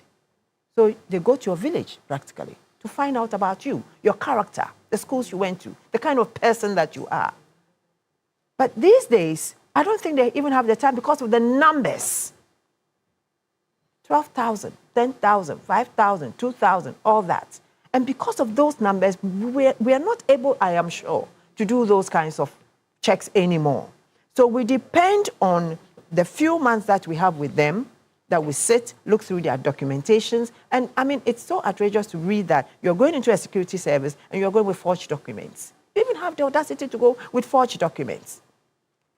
You understand? So I think that if we can take the politics out of the security agencies and leave them to do their work, they have their own way of doing their things, of recruiting their men, of promoting their men. But of late, what do we see?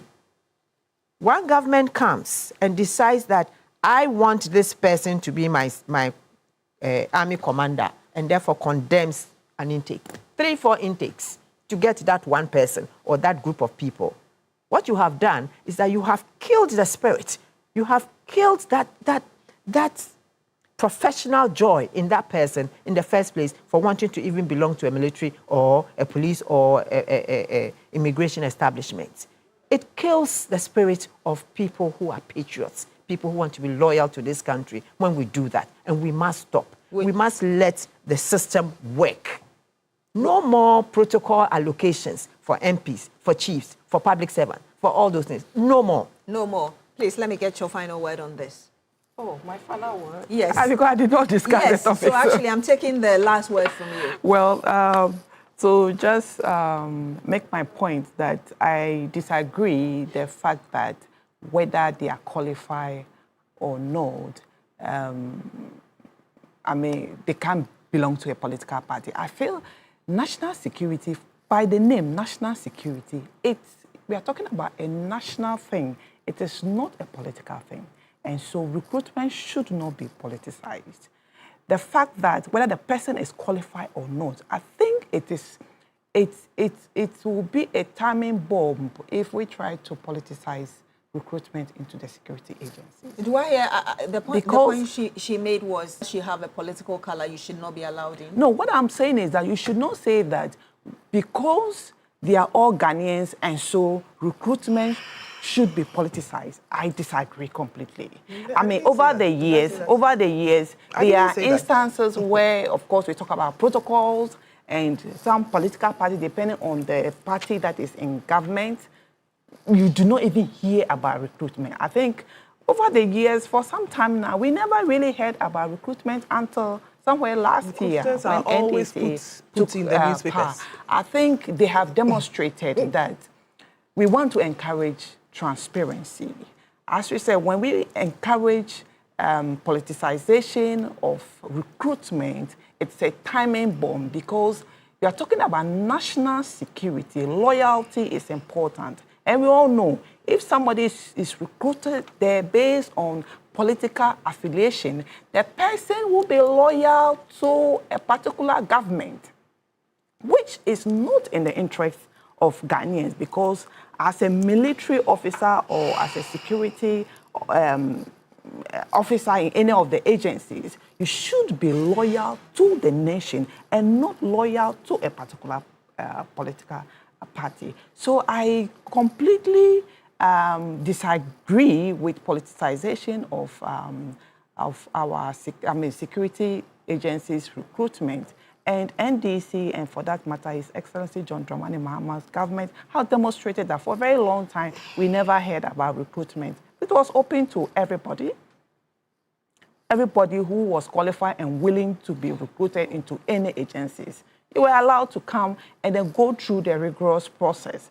And so it is a true demonstration of transparency, of the fact that NDC would not politicize recruitment into national security, as we have seen over the years, where you see even old men, like we said, it was more like party loyalist. You know, it's about how loyal you are. We saw old men you will agree that the police. politicization of our security agencies have been both. I mean, it's been done by both political parties. But in the recent past, it's been so bad.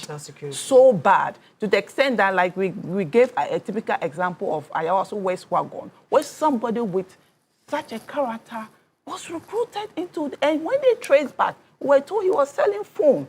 You know, not much was done about the background, but because the person was loyal to a political party, and like I said, it is a timing bomb which we should not encourage. We might have seen it in both sides, but I think going forward, NDC had demonstrated in this new recruitment that there is no more room for politicization. Madam Ellen, just in 30 seconds, you were disagreeing with some of the points. I disagree. Every party, every government comes in and it recruits.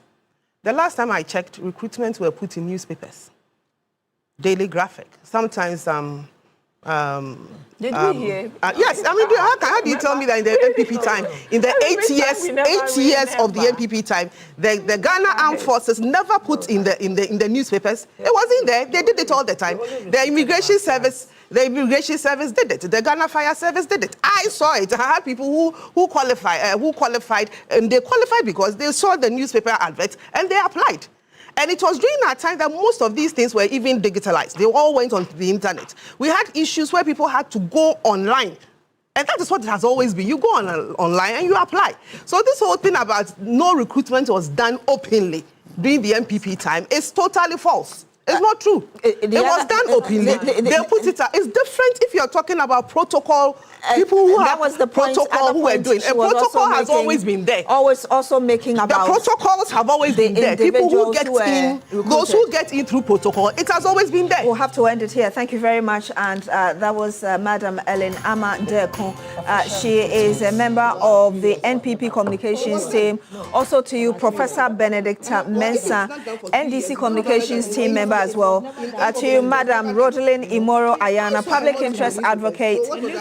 And we couldn't bring you Emmanuel Kutin, but of course, Mr. Duncan Amwa, Executive Secretary of COPEC, also joined us. My name is Beatrice Edu. Thank you very much for joining us on The Big Issue this morning. Remember that The Big Issue is sponsored by University of Gold Coast. Whether you're aiming for a specialist MBA in marketing, communication, operations, supply chain, human resource management, finance, entrepreneurship, innovation, or business intelligence analytics, or you want to advance through our dual MBA or Chartered Manager MBA, University Gold Coast gives you options that match your vision. And if your next step is an MSc in International Relations, Communication, International Marketing, International Law, Security, Diplomacy, Accounting, Finance, or Human Resource Management, an LLM in International Law, Security Diplomacy, or an MA in Biblical Studies, Practical Theology, the pathway is open. April admission is now open. Apply today, because at University of Gold Coast, we make it practical, flexible learning, flexible entry, and flexible payment. Study around your work and life. Choose a route that fit your background and pay in convenient installments. Your dream deserves structure. Your future deserves strategy. Your purpose deserves training. Apply now. www.ugc.edu.gh or call or WhatsApp 054-288-9045 or 026-388-8555. University of Cape Coast, building leaders for the nations. My name is Beatrice. Coming up very shortly is that exclusive conversation.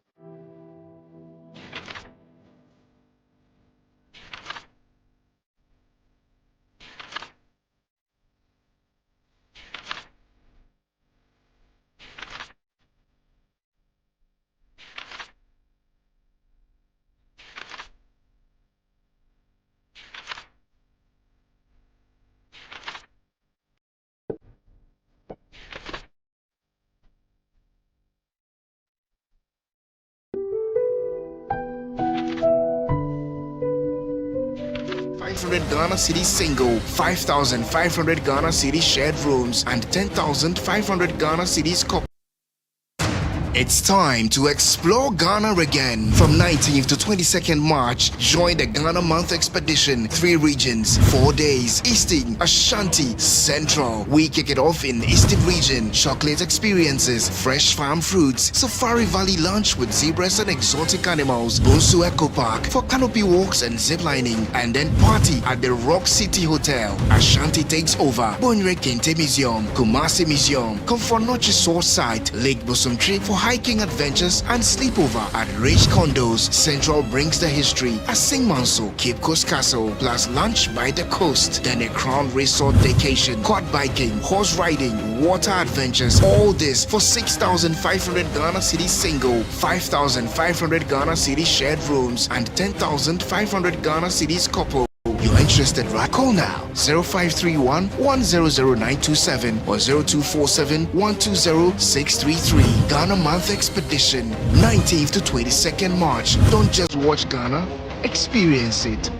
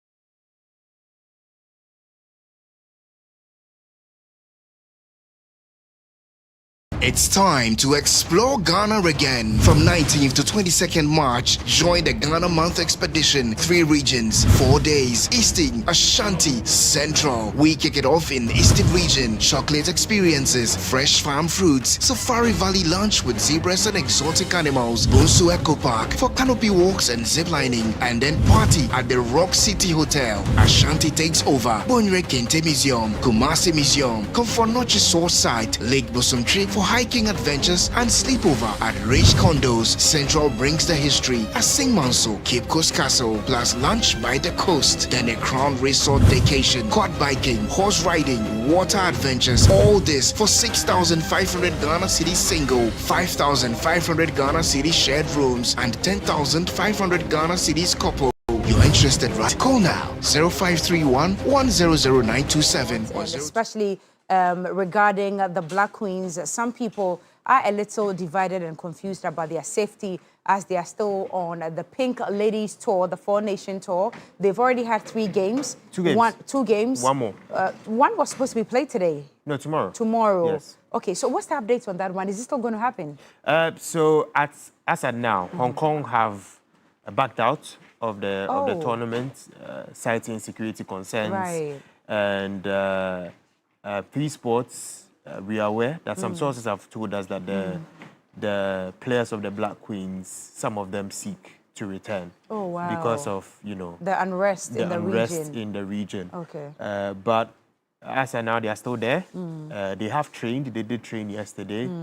And we expect to see what happens today, whether they will train today because the game is tomorrow. Okay. That's the final game right. between Ghana and Tanzania. So we'll see whether they would actually train and then play that game and then finish the Pink Ladies Cup. I mean, I can share in their sentiments. It's not a juicy situation. It's an alarming situation, actually.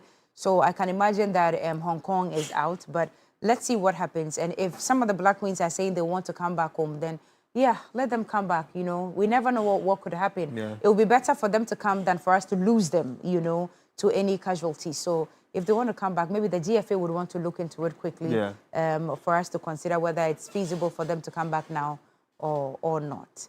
But still in relation to the ladies' WAFCON, Morocco is supposed to be hosting.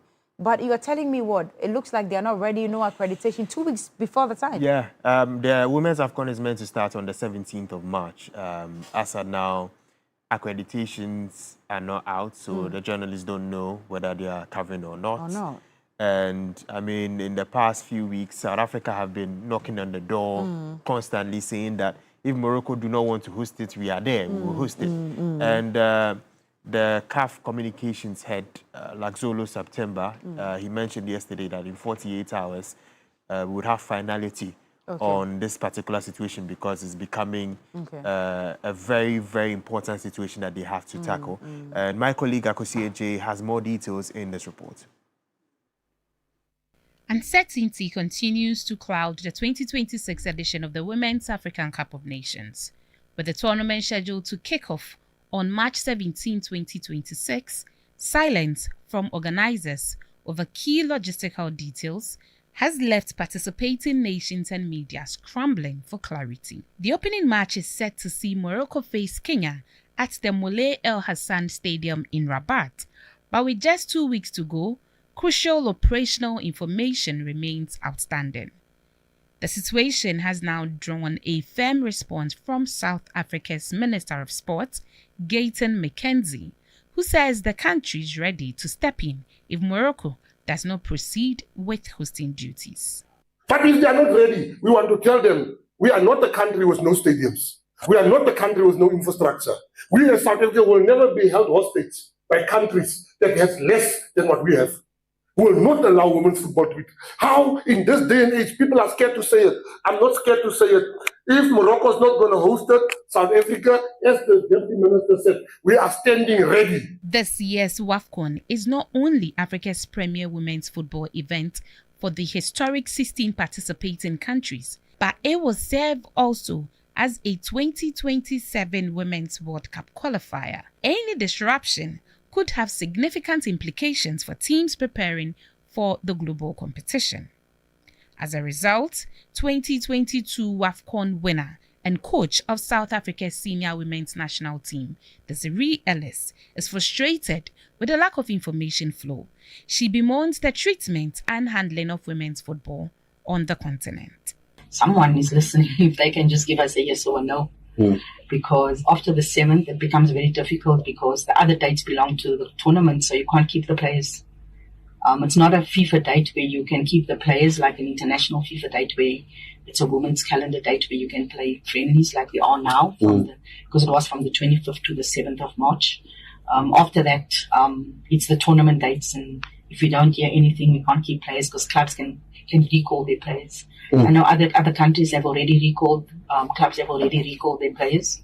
And some players haven't even flown to their countries because of the uncertainty. And it's not really fair. I'm just going to raise one question. Would this happen in the men's game? Meanwhile, CAF's head of communication and TV, Noon Law September, has reiterated that CAF will communicate within the next 48 hours on the situation regarding the WAFCON. With just days remaining before kickoff, stakeholders across the continent will be hoping for swift confirmation that the tournament will proceed as scheduled or otherwise. That will be it for sports this morning because we need to make way for that very big conversation here this morning. The Honorable Minister of Education is here in studio. Stay with us. Please don't go anywhere. Right after this break, that conversation will start. Bill, thank you.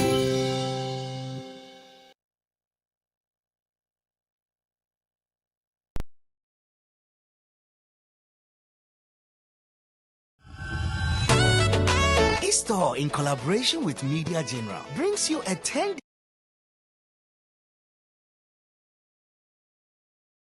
with $2,000 package.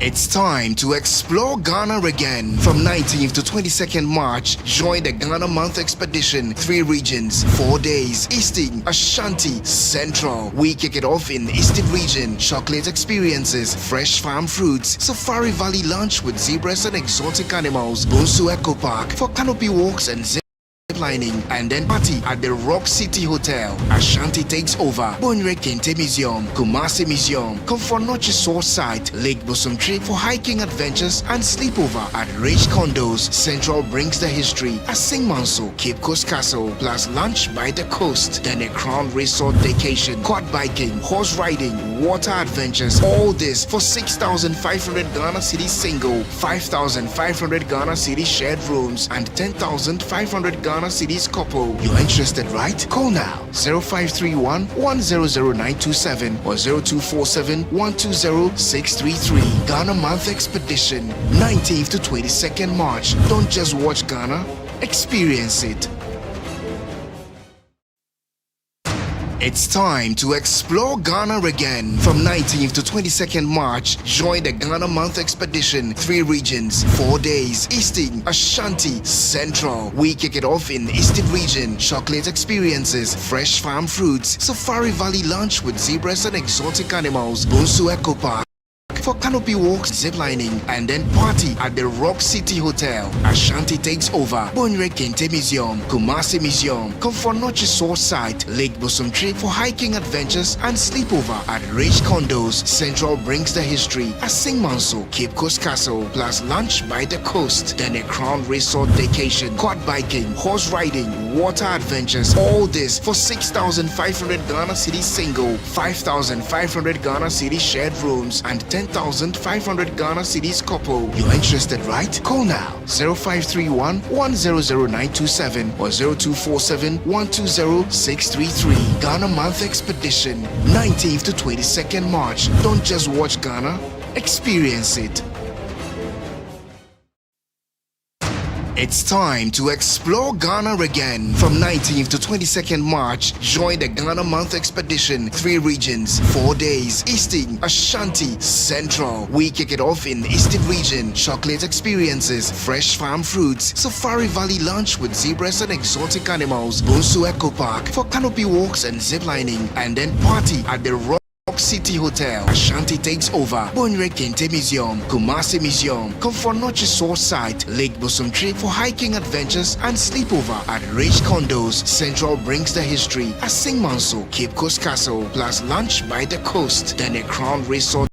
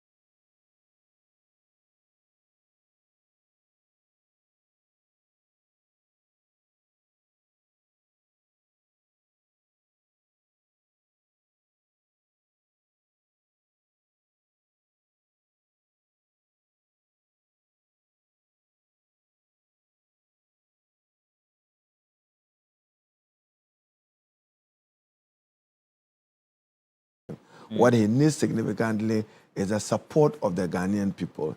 Yet, yes, the economy has stabilized. Has it spurred growth? Has it generated employment? Those are the questions we should be asking. Because critical among them... That should be the trajectory of the economy. But any student of economics, tried knowledge, will accept that inflation has improved from 54 to 23 to 3.3%.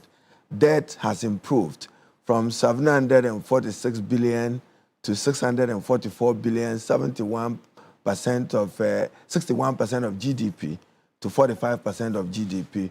You cannot debate that and say that that is not good enough. Our debt was declared unsustainable. Remember that the MPP had even said that we will not go to IMF, we will not do IMF. Finally, they were there. But are we working in a way that this will be the last time ever that Ghana should be going to the IMF for a bailout or support in the name of ECF, External Credit Facility?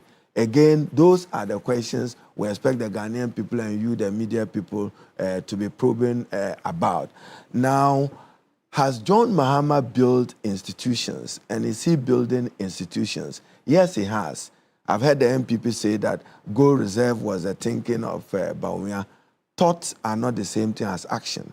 What we do know... Well, they said it was and I say what gold for oil, for example. What we do know is that a gold board was established under the administration of John Dramani Mahama.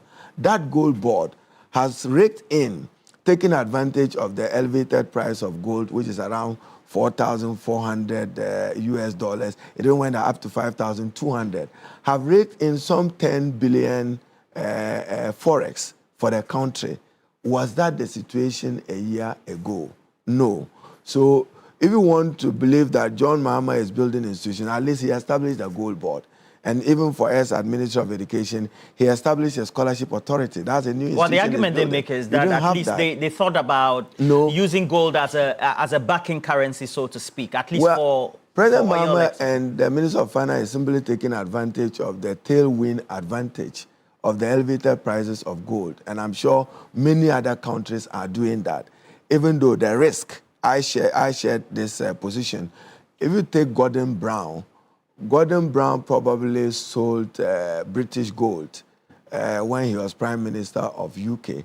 He's come under some scrutiny today, saying that Gordon Brown contributed to Britain losing up to 48 billion pounds. So we must learn lessons from other countries, even as we take advantage of gold because board and the your colleague in Parliament, the former Minister Kojo Ponkroma, has been raising issues, especially in relation to the economic policies of the president and then also his government in itself, and why, going by Article 36(5), he needs to come to Parliament, outline those plans well, based on what the provisions are in the Constitution. I don't know, because you raised the subject of the Constitution, and then the economic performance of the government, what will be your response to that? You know, I have enormous respect for Kojo, particularly that we work with you people, with him in the media, but he is constitutionally moot and out of place.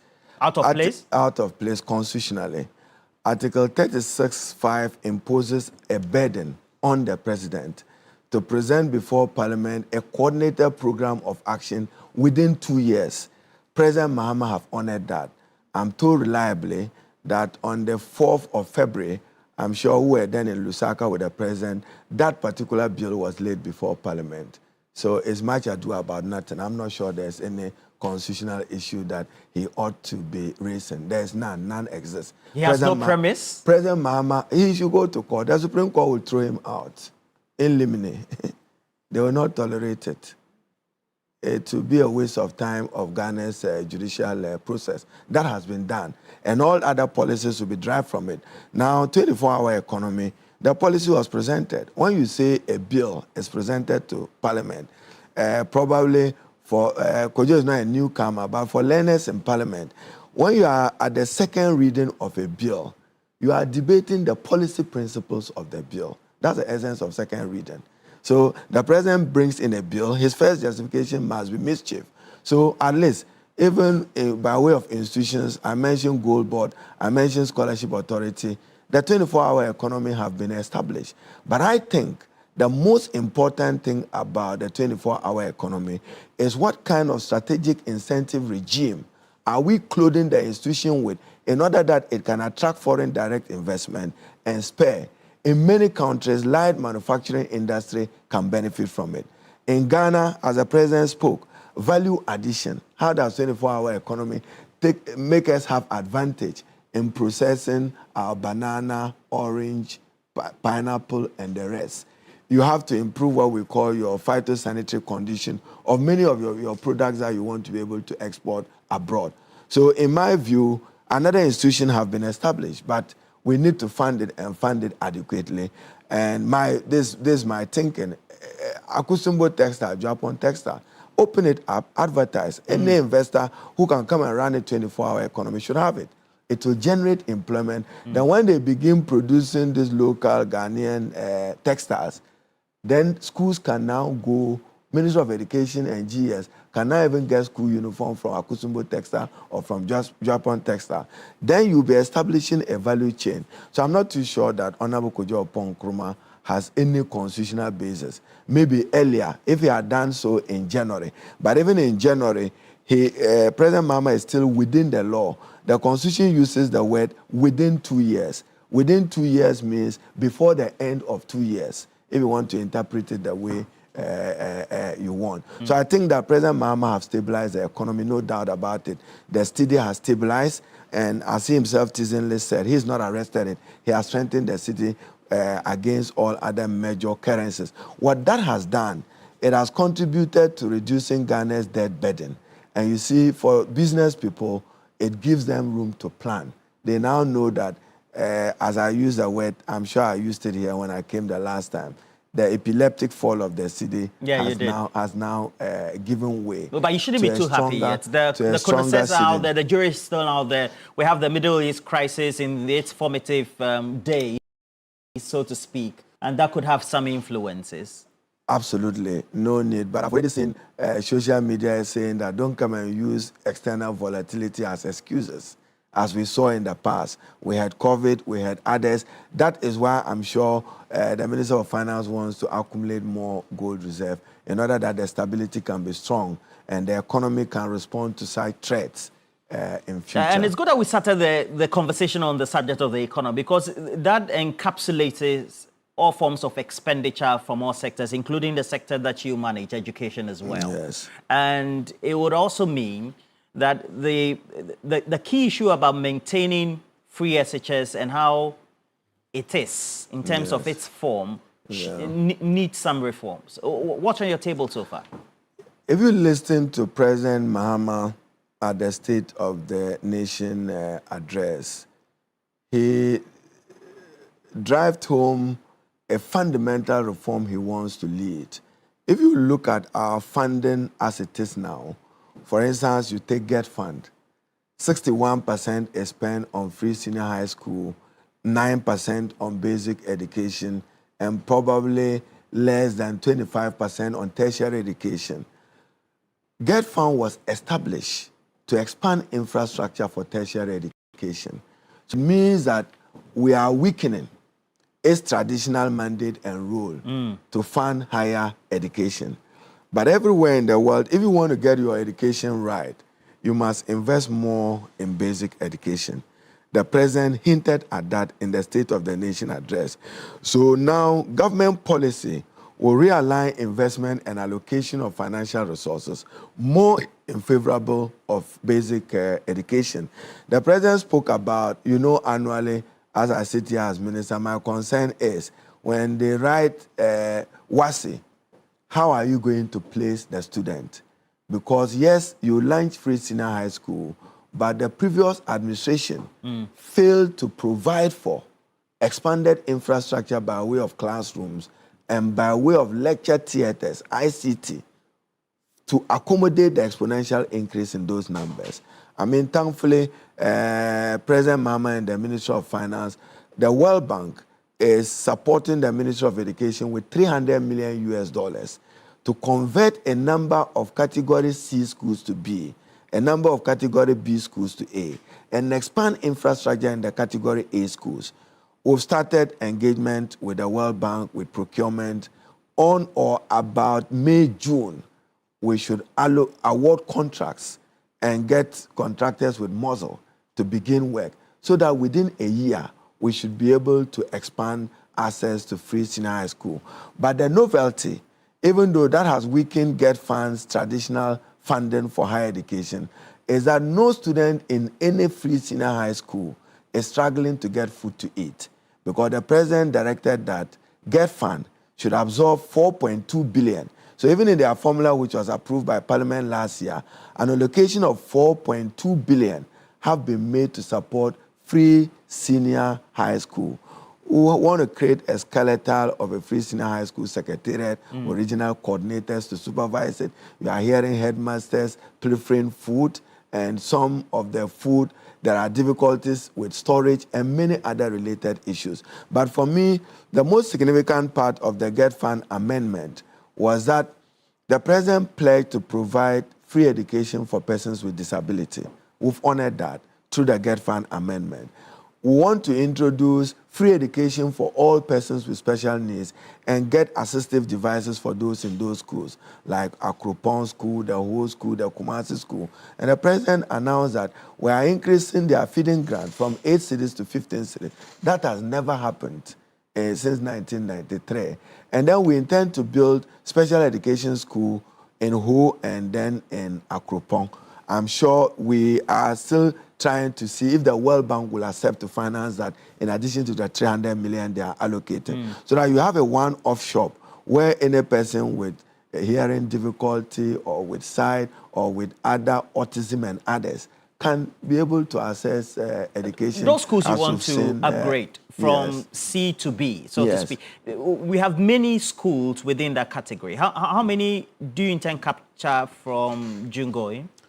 In fact, currently, per our budget, we're looking at 30, 18, and then there are 13 districts in Ghana that doesn't just have a free senior high school facility with honor and dignity. So, for instance, in Latobio Kwashi, you want to build a day school akin to what you have in Kwabenya. In Nima here, you want to build a day school akin to what you have in Kwabenya. We must work towards deburdensization. I'm not announcing a policy that deburdenize all. The focus should be rural peri-urban. You burdenize. As an alternative. Absolutely. In urban areas, you reduce burdensization. That's what it should be. Go to Kwabenya and see that school which was built. We should have similar of that. I mean, if you go to Asawasi, you should be able to build that. Or you want to build that in Zwarungu or in Elembele. We should be able to get that done. And I see that as Minister of Education, just as also announced by way of your policy and also in the budget, you have a special focus also, like the previous administration, on science, technology, engineering, and mathematics. Are you continuing the policy of the previous government and expanding it, or it's a new thing altogether? For example, there's even one model school just around East Legon, thereabout. Uncompleted, and they rise to its use. You see, you are endangering the lives of the people using the infrastructure. I've had to do a structural integrity examination of that building. There's some additional work that have been done. I think we are seeking to build 2 of it. One in Bole, in the Savannah district, then Kakpaile in the Tamale area. We'll build a number of those STEM schools. But I'm not one of those who would not give credit. The previous government did their part in expanding access to STEM education, no doubt about it. I know that we are even taking delivery of some huge quantities of things that is meant for those schools. I think they gave a contract to someone who was supposed to construct about 20 of it. He ended up doing about 6. I'm asking him to complete about 3 of it, one of which should go to Elembele, as I mentioned, one to Zwarungu, and the other one, I think I'm looking at the Oti region. So significant to President Mahama focus, want to be able to establish a TVET fund and probably take 10-15% of Get Fund dedicated to technical and vocational education. So this year, last year, Get Fund had about 100 million Ghana cedis.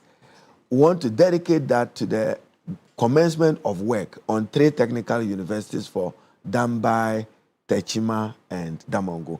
And know that the president graciously has given out his 30 million equivalent US dollars to start the Science and Technology University in Damongo. The president, but for the development in Middle East, I don't know what his thoughts are. He probably may be visiting South Korea, and we expect that he would ask for additional financing of about 100 to 150 million US dollars to use 50 million to complete the University for Engineering and Agricultural Sciences at Bunsu, then dedicate the other 100 million so that you have 130 to do Damongo, and that will serve that part of the country in terms of expanding access to tertiary education. Of course, education is always a critical point, and I think your personality also adds to it as well. And so when we had a poster made and then we put it on social media, it seemed to have engendered a lot of interest. So I had all forms of questions. I'm happy to answer them. Okay. I'm happy to answer them. Africa Education Watch, EduWatch, Yes. Kofi Asare, says teacher shortages had gone from bad to worse. Basic schools requiring about 30,000 additional teachers. In Tatale, Sangwele district, for example, 20% of primary schools are staffed by a single teacher, and you cascade it down. It means that we need to have more focus, make sure that teachers, etc., are there. Yet we have others who are not posted. I've been in some policy discussion where he has shared his thought, and I take his comment very, very seriously with a lot of premium and weight. You recall that I had announced to the public that if Ghana was to meet its teacher requirement, we'll be requiring to recruit about 98,000 teachers. The compensation budget of government cannot accommodate that. But I know that the Honorable Minister of Finance is doing a memo, a joint memo with the Minister for Education for Cabinet to give approval for the recruitment of the cohort of teachers from 2023 to 2024. And I know that very soon you have the 2025 added. We cannot take all of them at the same time, but we certainly will absorb some numbers. Minimum, we should be doing 6 to 10,000 to start with in order to respond to the need across the country. Now, the quality of basic education, as I said, I'm primarily very concerned, is declining. And we need to strengthen foundational learning. Our partners, the Global Partnership for Education and others, have given us some 118 million to support foundational learning, and then to take advantage of play-based learning and matters relating to the use of local language, which I probably didn't communicate well. English remains Ghana's official language, but we are encouraging as much as possible the use of local language in the formative years, because children learn better evidentially when they are taught in their own language. So, for instance, in the Greater Accra region, we are encouraging the teaching of Ga traditionally, and then in Akan areas, we encourage the teaching of Twi. In the Mwale Dagbani areas, each of the groups, currently I have a request to include Gurunli, Bulsa, and then Ahanta. Currently, Ghana has 12 official languages. You heard the concerns that was raised, and I came under some justified attacks when I said that artificial intelligence should expand to the 12 languages when Google itself came to do an experiment with 3 languages. That was not a Haruna Idrisi initiative. I only was telling Google that seek to expand what you are doing so that other Ghanaian languages can benefit from AI. So we currently have a curriculum review committee. We are setting aside about 20 million Ghana cedis in the approved Get Found formula to support the work of the curriculum review committee. What it should do is that we want to introduce ethics. You are talking about corruption, patriotism, love of country, nationalism, and others. It should be part of the formative training. Financial literacy, part of that training. You see all this violence going on and indiscipline, they must learn to love each other, even as a student, as they exist, yeah. And as you inherit and you're grappling with that backlog of 2023, 2024, it also means that you think about their allowances and and their even arrears. that, there are those of them who were boarded on who have not received the full complement of their compensation. I'm in discussion with the Honorable Minister for Finance and the Control Accountant General to do right to them, because we promised that we're going to give them a certain amount and a certain percentage of their deserved arrears. I'm sure that we are working at. I'm sure we are working at that, and that will be done. During the campaign, the debate about licensure exams and then what is being implemented now, just over the last couple of days, or I think the last week, it came up again within the public domain. What's the ministry's policy? Are you cancelling licensure, or it is rather being added to? No, we say we incorporate it into the final year training of universities and colleges of education. That we are doing. But the University of Ghana had a peculiar case and wrote to the ministry to grant them an exemption in order to conduct a licensure exam for certain category of persons who had graduated in education. So there will be an end to licensure exams. We're not going to continue it as government. And I think that the technical advisor, Professor Drew, and the chairman of the National Teacher Council is handling that very well at the committee level. I asked the committee to look at it. And then also standards. Our professional standards are falling. They shared with me the examination results of the licensure exams. I was very concerned about... I don't understand. They didn't do well? The standards was poor, was not the best. You are being diplomatic. Of course, you are the minister. The standard was not the best. How do we improve the standard? Continuous training of teachers. There are continuous professional training. There are motivation and morale, which is get them decent accommodation, support those who accept to go into rural areas to get the incentives of the 20% that the president pledged. And then let's work on the Teacher Dabre initiative. So we are trying to combine resources, get fund, District Assembly Common Fund, use GSOP, which is a pension of teachers, as collateral guarantee in order to get the 50,000 housing going. The administrator of District Assembly Common Fund travel elsewhere to engage. So we'll do a trial cabinet memo, Minister of Finance, Minister of Local Government, Minister of Education, to see how we combine our effort to give true meaning to the pledge that the President made to Ghanaian teachers. If it comes to the accommodation, of course, you touch base with it when you appeared alongside the President at the NAT Quadrennial Conference or something like that. And I know teachers are also scattered across the country. Yeah. So if you're facing it, how do you want to start off? Or what will be the intention? There's currently a decentralization policy before Cabinet.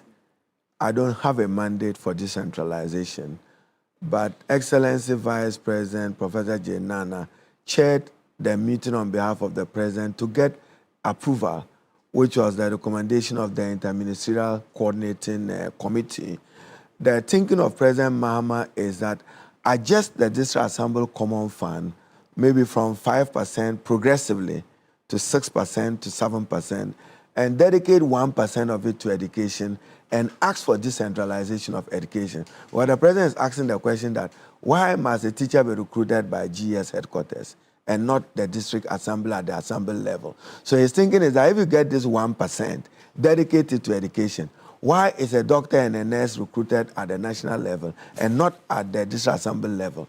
Dedicate that 1% of the common fund. But I'm sure when the Minister for Local Government comes to Cabinet and get the President approval, it will be a major policy blueprint that will redefine the devolution and delegation of powers, particularly affecting the decentralization of education and health. Okay. So the recruitment, you're working with the finance minister? We are doing a joint cabinet memo. I'm getting many of them on the stream. That's I know. A lot of the teachers are not particularly happy with government, happy with the Minister for Education. I see justified demonstrations and picketing at the ministry.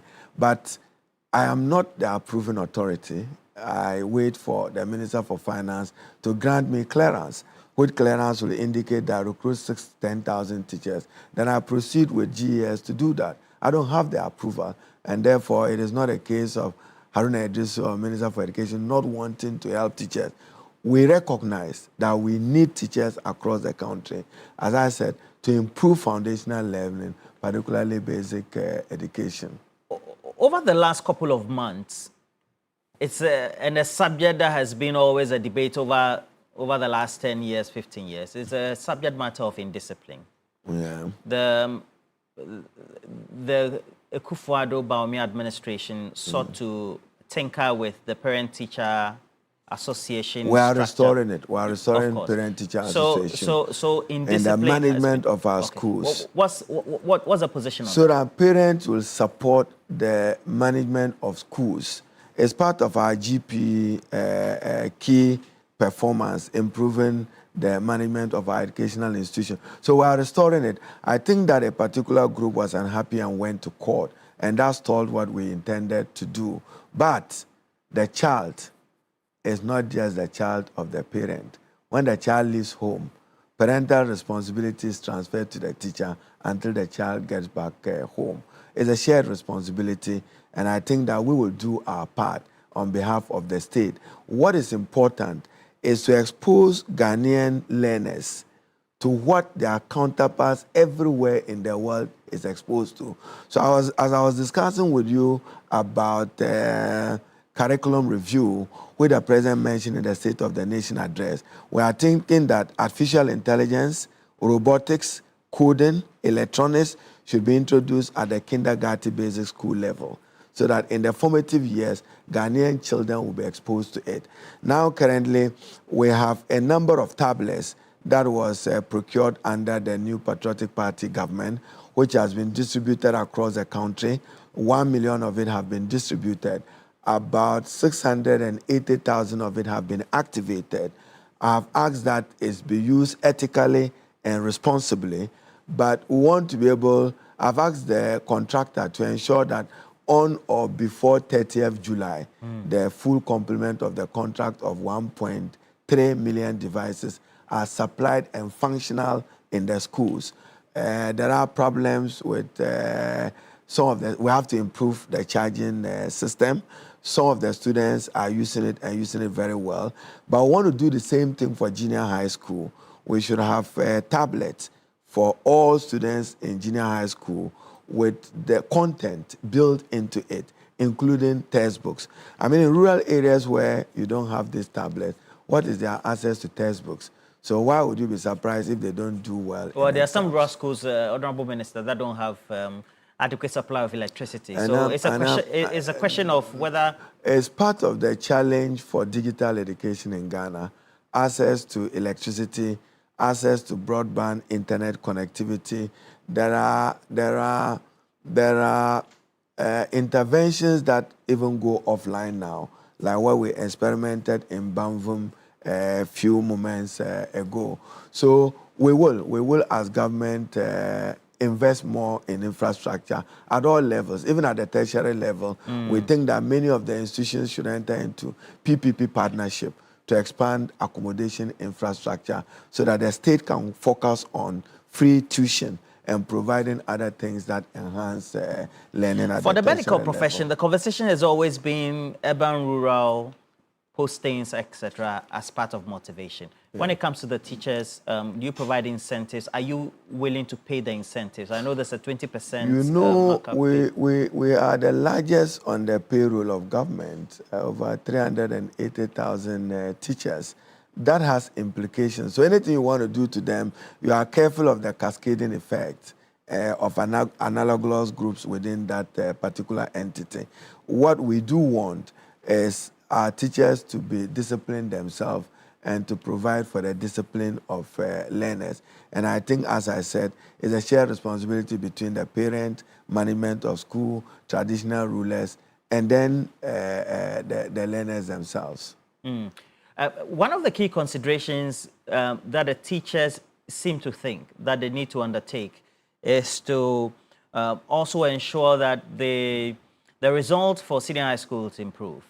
And the last one been good. You had given explanations to that. Since then, what is being done to bring it at par?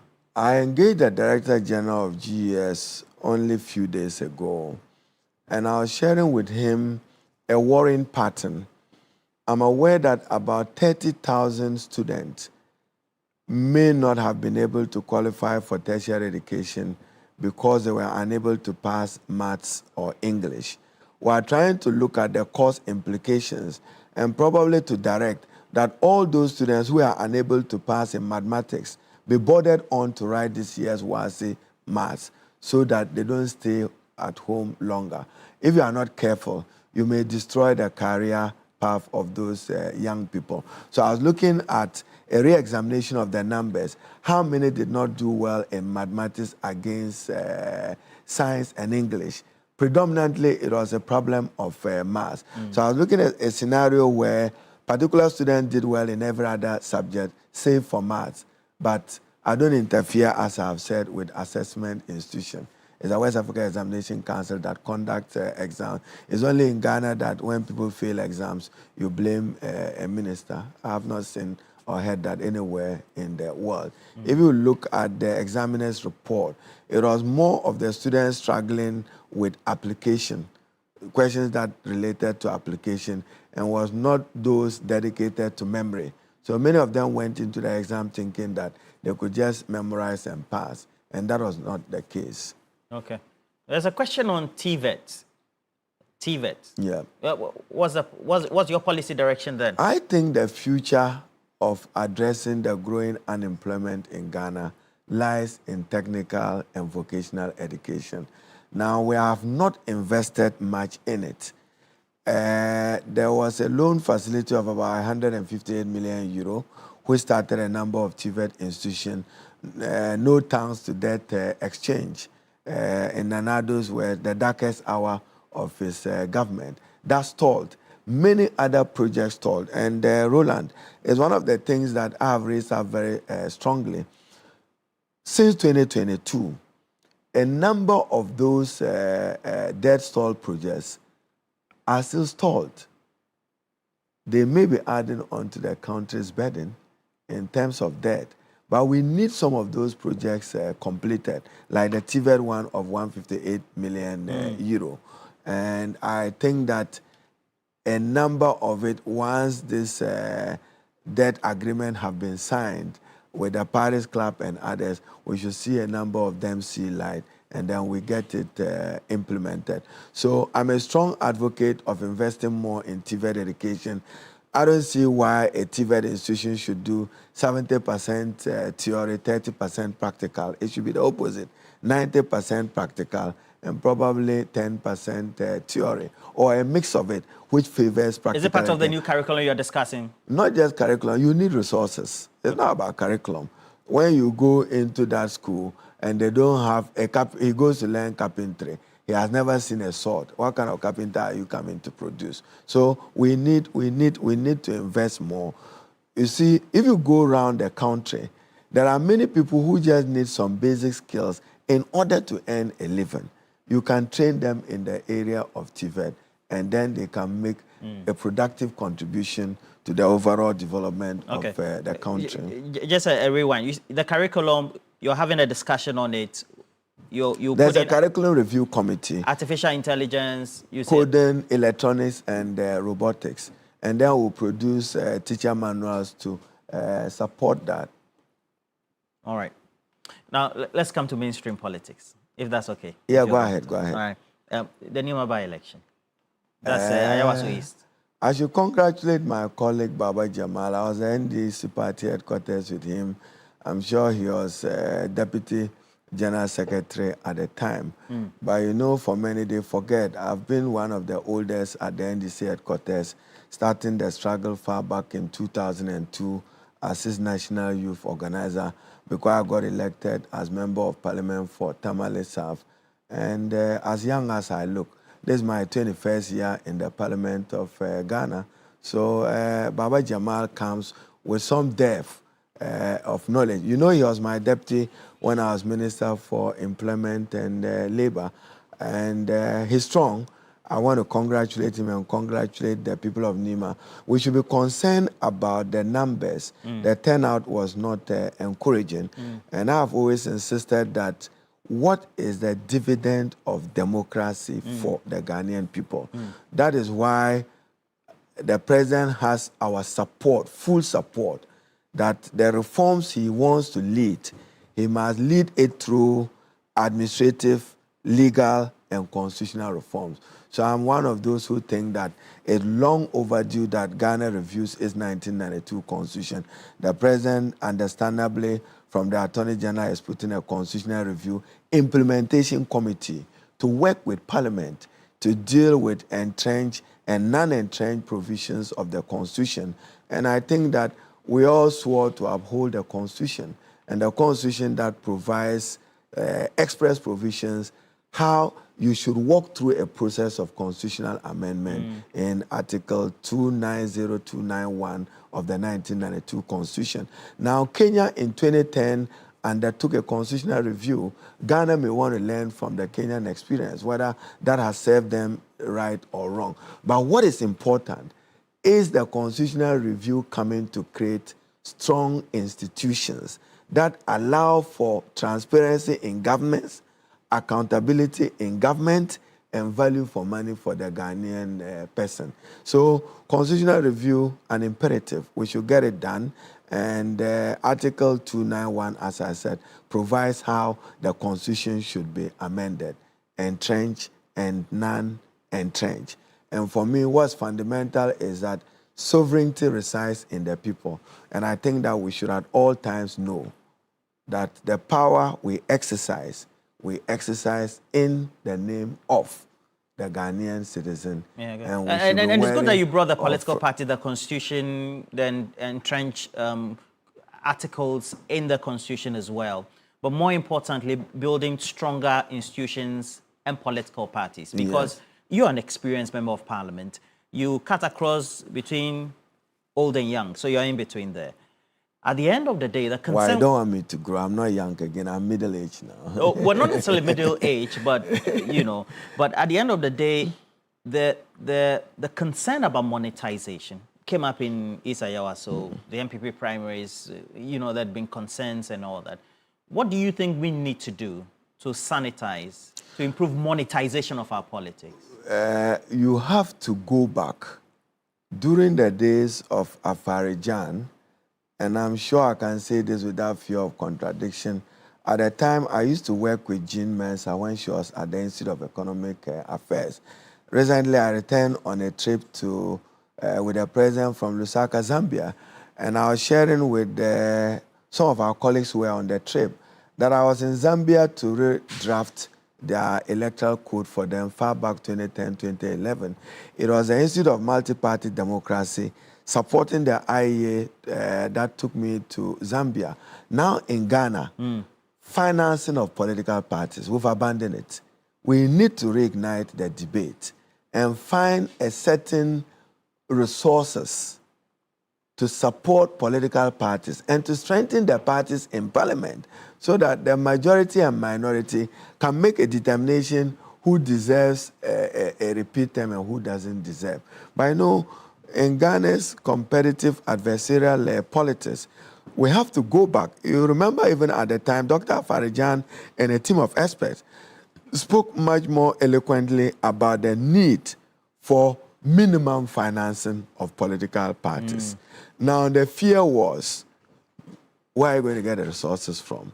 But what is happening in Ghana, it is not good for the future health of our democracy with the huge doses of money and facilitation that we see at primaries level up to the level of getting elected. And we should not pretend, it's not just members of Parliament, even party office holders. And let them be reminded, Article 55 of the Constitution defines political party office holders as public officers. So don't think that you're chairman or general. In their internal election. Absolutely. Because it's even transcended to SRC elections. So that is a problem with the new patriotic party. You know, they've gone to elect Dr. Bawumia, but it's like they've turned the walking stick. You go into an election in 2024 you lost the election, you have not reorganized, you have not changed your branch elections up to regional. You just go and elect a flag bearer, arising out of the same system that produced what probably produced you a defeat. I thought that that was not consistent with the internal democratic standard in the 1992 Constitution. We are now hearing Kwadwo, the General Secretary, announce that the party is going to go through an internal process. Why didn't you do that first?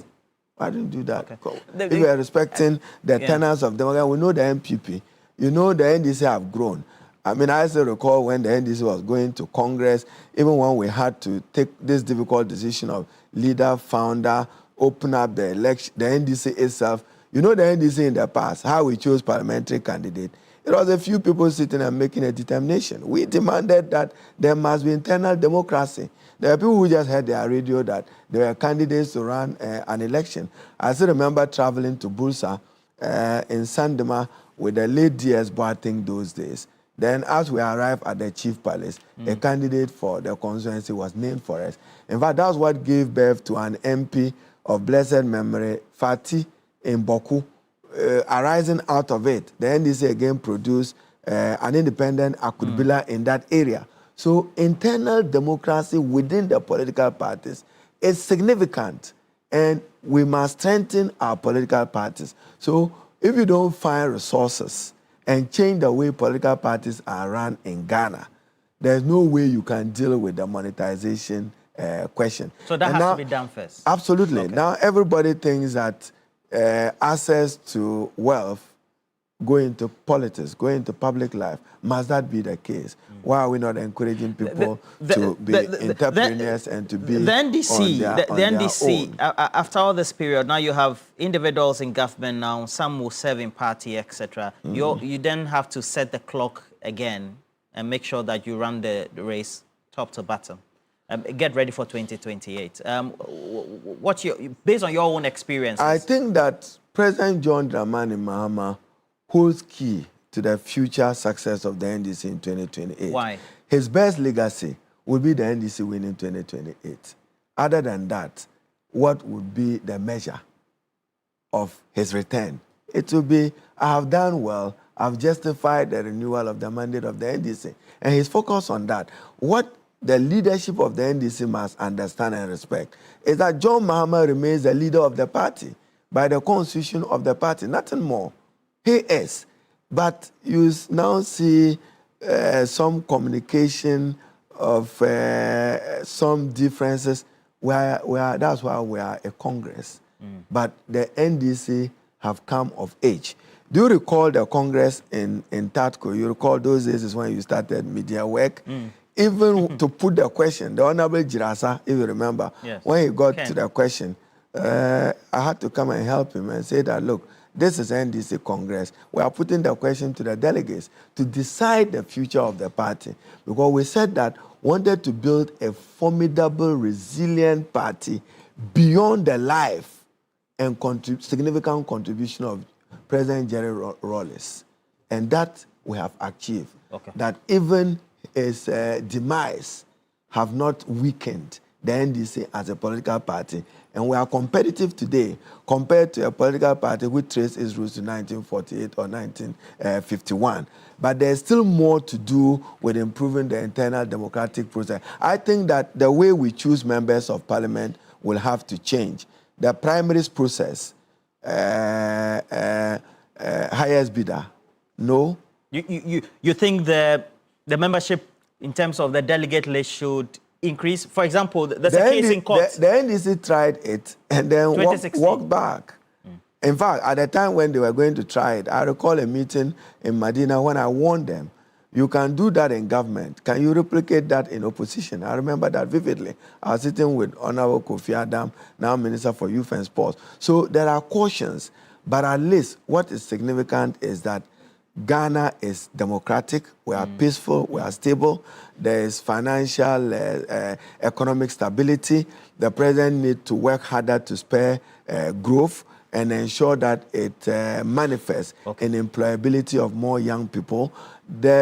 you recall in 2016 when I said as Minister for Employment that unemployment was a national security crisis, many didn't appreciate it. Today is a ticking time bomb. Okay. And we need to be able to find answers to address the growing unemployment in the country.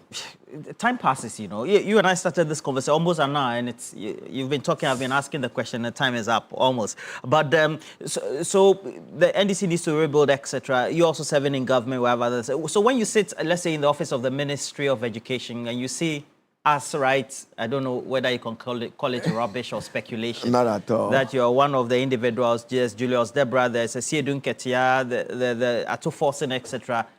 What's the focus? I want to concentrate in office and ignore the naysayers. My focus is on improving and ensuring that there's inclusive, quality, equitable education from basic to tertiary. My constraint and frustration has been my inability to garner enough adequate resources to support the dream and vision of the president. But I'm sure as the economy improves, allocation will also improve. And I think, for instance, there's a question of ending double track. There are about 100 to 200 schools. All they need is furniture to end double track. The GET Fund has capacity to acquire those furniture, make those furniture available. I was in Kwatia in the Kwao area. One of the schools there has ended double track.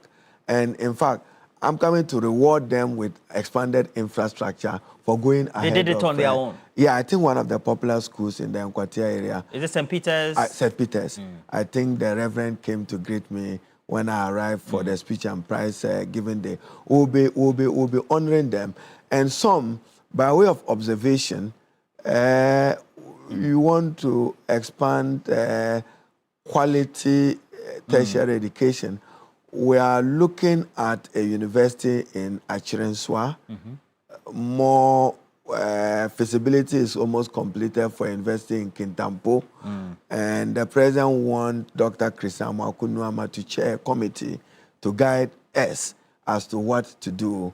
And I'm sure we would give you a blueprint, but we are looking at 3 technical universities, as I've said. I realigned resources from 2025 formula of the GET Fund to get Dambai, Techima, and Damangu started. Okay.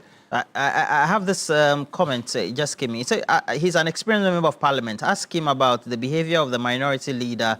He just apologized to Muntaka after, accusing him of criminally organizing and recruiting individuals for the security services. How do you tend to cope? We all treasure and respect reputation. And it's important that at all times we respect other persons and uphold their standing. You know, I was minority leader. Did you ever see me apologizing or retracting my words? No, actually, you even accused that you were too nice. When you are not sure, with don't all talk. sides. And I say, when you are not sure, don't talk. But fundamentally, unless the Ghanaian people are forgetting, you are talking about Ajapa. It was a strong minority which made sure Ajapa never passed. Probably it could be somebody's way of using it to raise gold reserve. E-levy. To have a minority stand together for 6 months, that's leadership. I mean, we look at President Mohammed's ministers. In consultation with him, those are key, brilliant, promising young persons who are put in those positions, have been maintained as ministers. They demonstrated depth, whether it's Jinapo or Akando or it's Kofi Adam. We worked as a team. The minority leader needs to choose his battles. He needs to choose his battles? Yes. How do you mean? You know, if you've read authorities in parliamentary jurisprudence, the truth must always rest with the minority. So make sure when you are speaking as minority leader, you are certain that you cannot be contradicted. And for my tenure, you can go and measure. Someday, I'll reveal to the Ghanaian people, I hear who was present and who was not present. That lady MP knows herself, who probably was not available to take a vote that particular day. Certainly not Haruna Idriso. The lady MP knows herself. She knows who she spoke to. I probably wasn't aware. But you know, as minority leader, I needed to protect her seat. That's why I never wanted people to know who was that person. I mean, even in the vote on e-levy, as late as when I was on my feet, there are about 4 or 5 minority members who were on their way back to Parliament. So strategically, you prolong the debate to make sure your numbers are intact before you go into the vote. So we're very strategic as a minority, and I'm sure we laid the foundation as a minority for the NDC victory in 2024. It didn't just happen by chance. All right, my last question. Including the election of the speaker, which never, ever happened. And people now quote my words. I still recall meeting the party leadership at Marriott Hotel when I told them that a tortoise will ride an elephant at dawn. And a tortoise rode an elephant. We marshaled our strategy. We worked together closely. You remember Asin North and the politics of getting him arrested together, even with the MP for Savulugu. The MP for Savulugu, there was a warrant for his arrest and for him to be tried for some criminal offense. But we managed it. But for me, what is important, Ghana is a country governed by law. We should respect our institutions and respect our constitutional processes. And those processes that guarantee. So the way we elect members of parliament, the political parties have to change and change fundamentally. Other than that, we risk jeopardizing the democratic future of our country with the monetization. For many of you on our street who keep asking about the yeah. 2023 teacher recruitment, he's spoken about it. Just make sure 2,900 people watching us. It's largely a decision of the Minister for Finance. A lot of people taking interest in you. I've made my request. Okay. I've made my request last to the question. Minister for Finance. There seem to be the grassroots of the party, the NDC, who are disgruntled. They feel that they're not getting too many opportunities. As an experienced party person, what do you have to tell them? I've worked at the NDC headquarters for long, and generally, expectations are very, very high. And part of the expectation reflected in the disappointment in the previous government and the extraordinary mandate President Mahama won. But what NDC foot soldiers are comparing is that, under MPP, this one got a job, that one got a job. Under NDC, it's been a year, I haven't gotten mine yet. When you are running an austere, disciplined economy, you may not be able to do some of the things that were done before. And I think that justifiable. I'll give you a personal example. Yesterday, as I woke up, I had to call a chief executive and tell him that my director of elections is still unemployed. You know Tamale why? South. Yes. I bring in over 60,000 votes. I don't want people to look at him and say, is it worth dying for Haruna? Conscionably, I should be minded that he deserves to be placed. But the challenges may not afford me the opportunity to be able to do that. How many vacancies exist? How many opportunities exist? And at least it's important that we come to it. Part of the reforms, President Mahama is running government with the lean size of government, unprecedented in the Fourth Republic, from 93, 88, 108, 103 ministers to 60 ministers. I think that constitutional review must address that and make it that tomorrow, no elephant government comes to have an elephant size of government. No.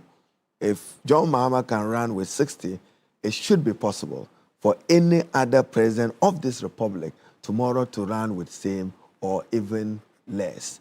That is how you, when you say you are protecting the public. You want us to enshrine it in law? I think so. I think so. All right. Thank you very much. Not this fluid provision. Thank you very much. The Minister for Education, Haruna Idrisu, also doubles as a Member of Parliament, long-standing Member of Parliament for Tamale South, and doing us the honors to honor our request to ask and answer some questions, particularly on teacher recruitment, backlog of allowances that need to be paid, improvement in infrastructure, senior high school, etc. You haven't credited it. We have established a scholarship authority. Now, this favoritism and then cronyism in award of scholarship, there'll be discipline. But they have a huge arrears, about 860 million. The scholarship secretary. Yes, and I'm worried.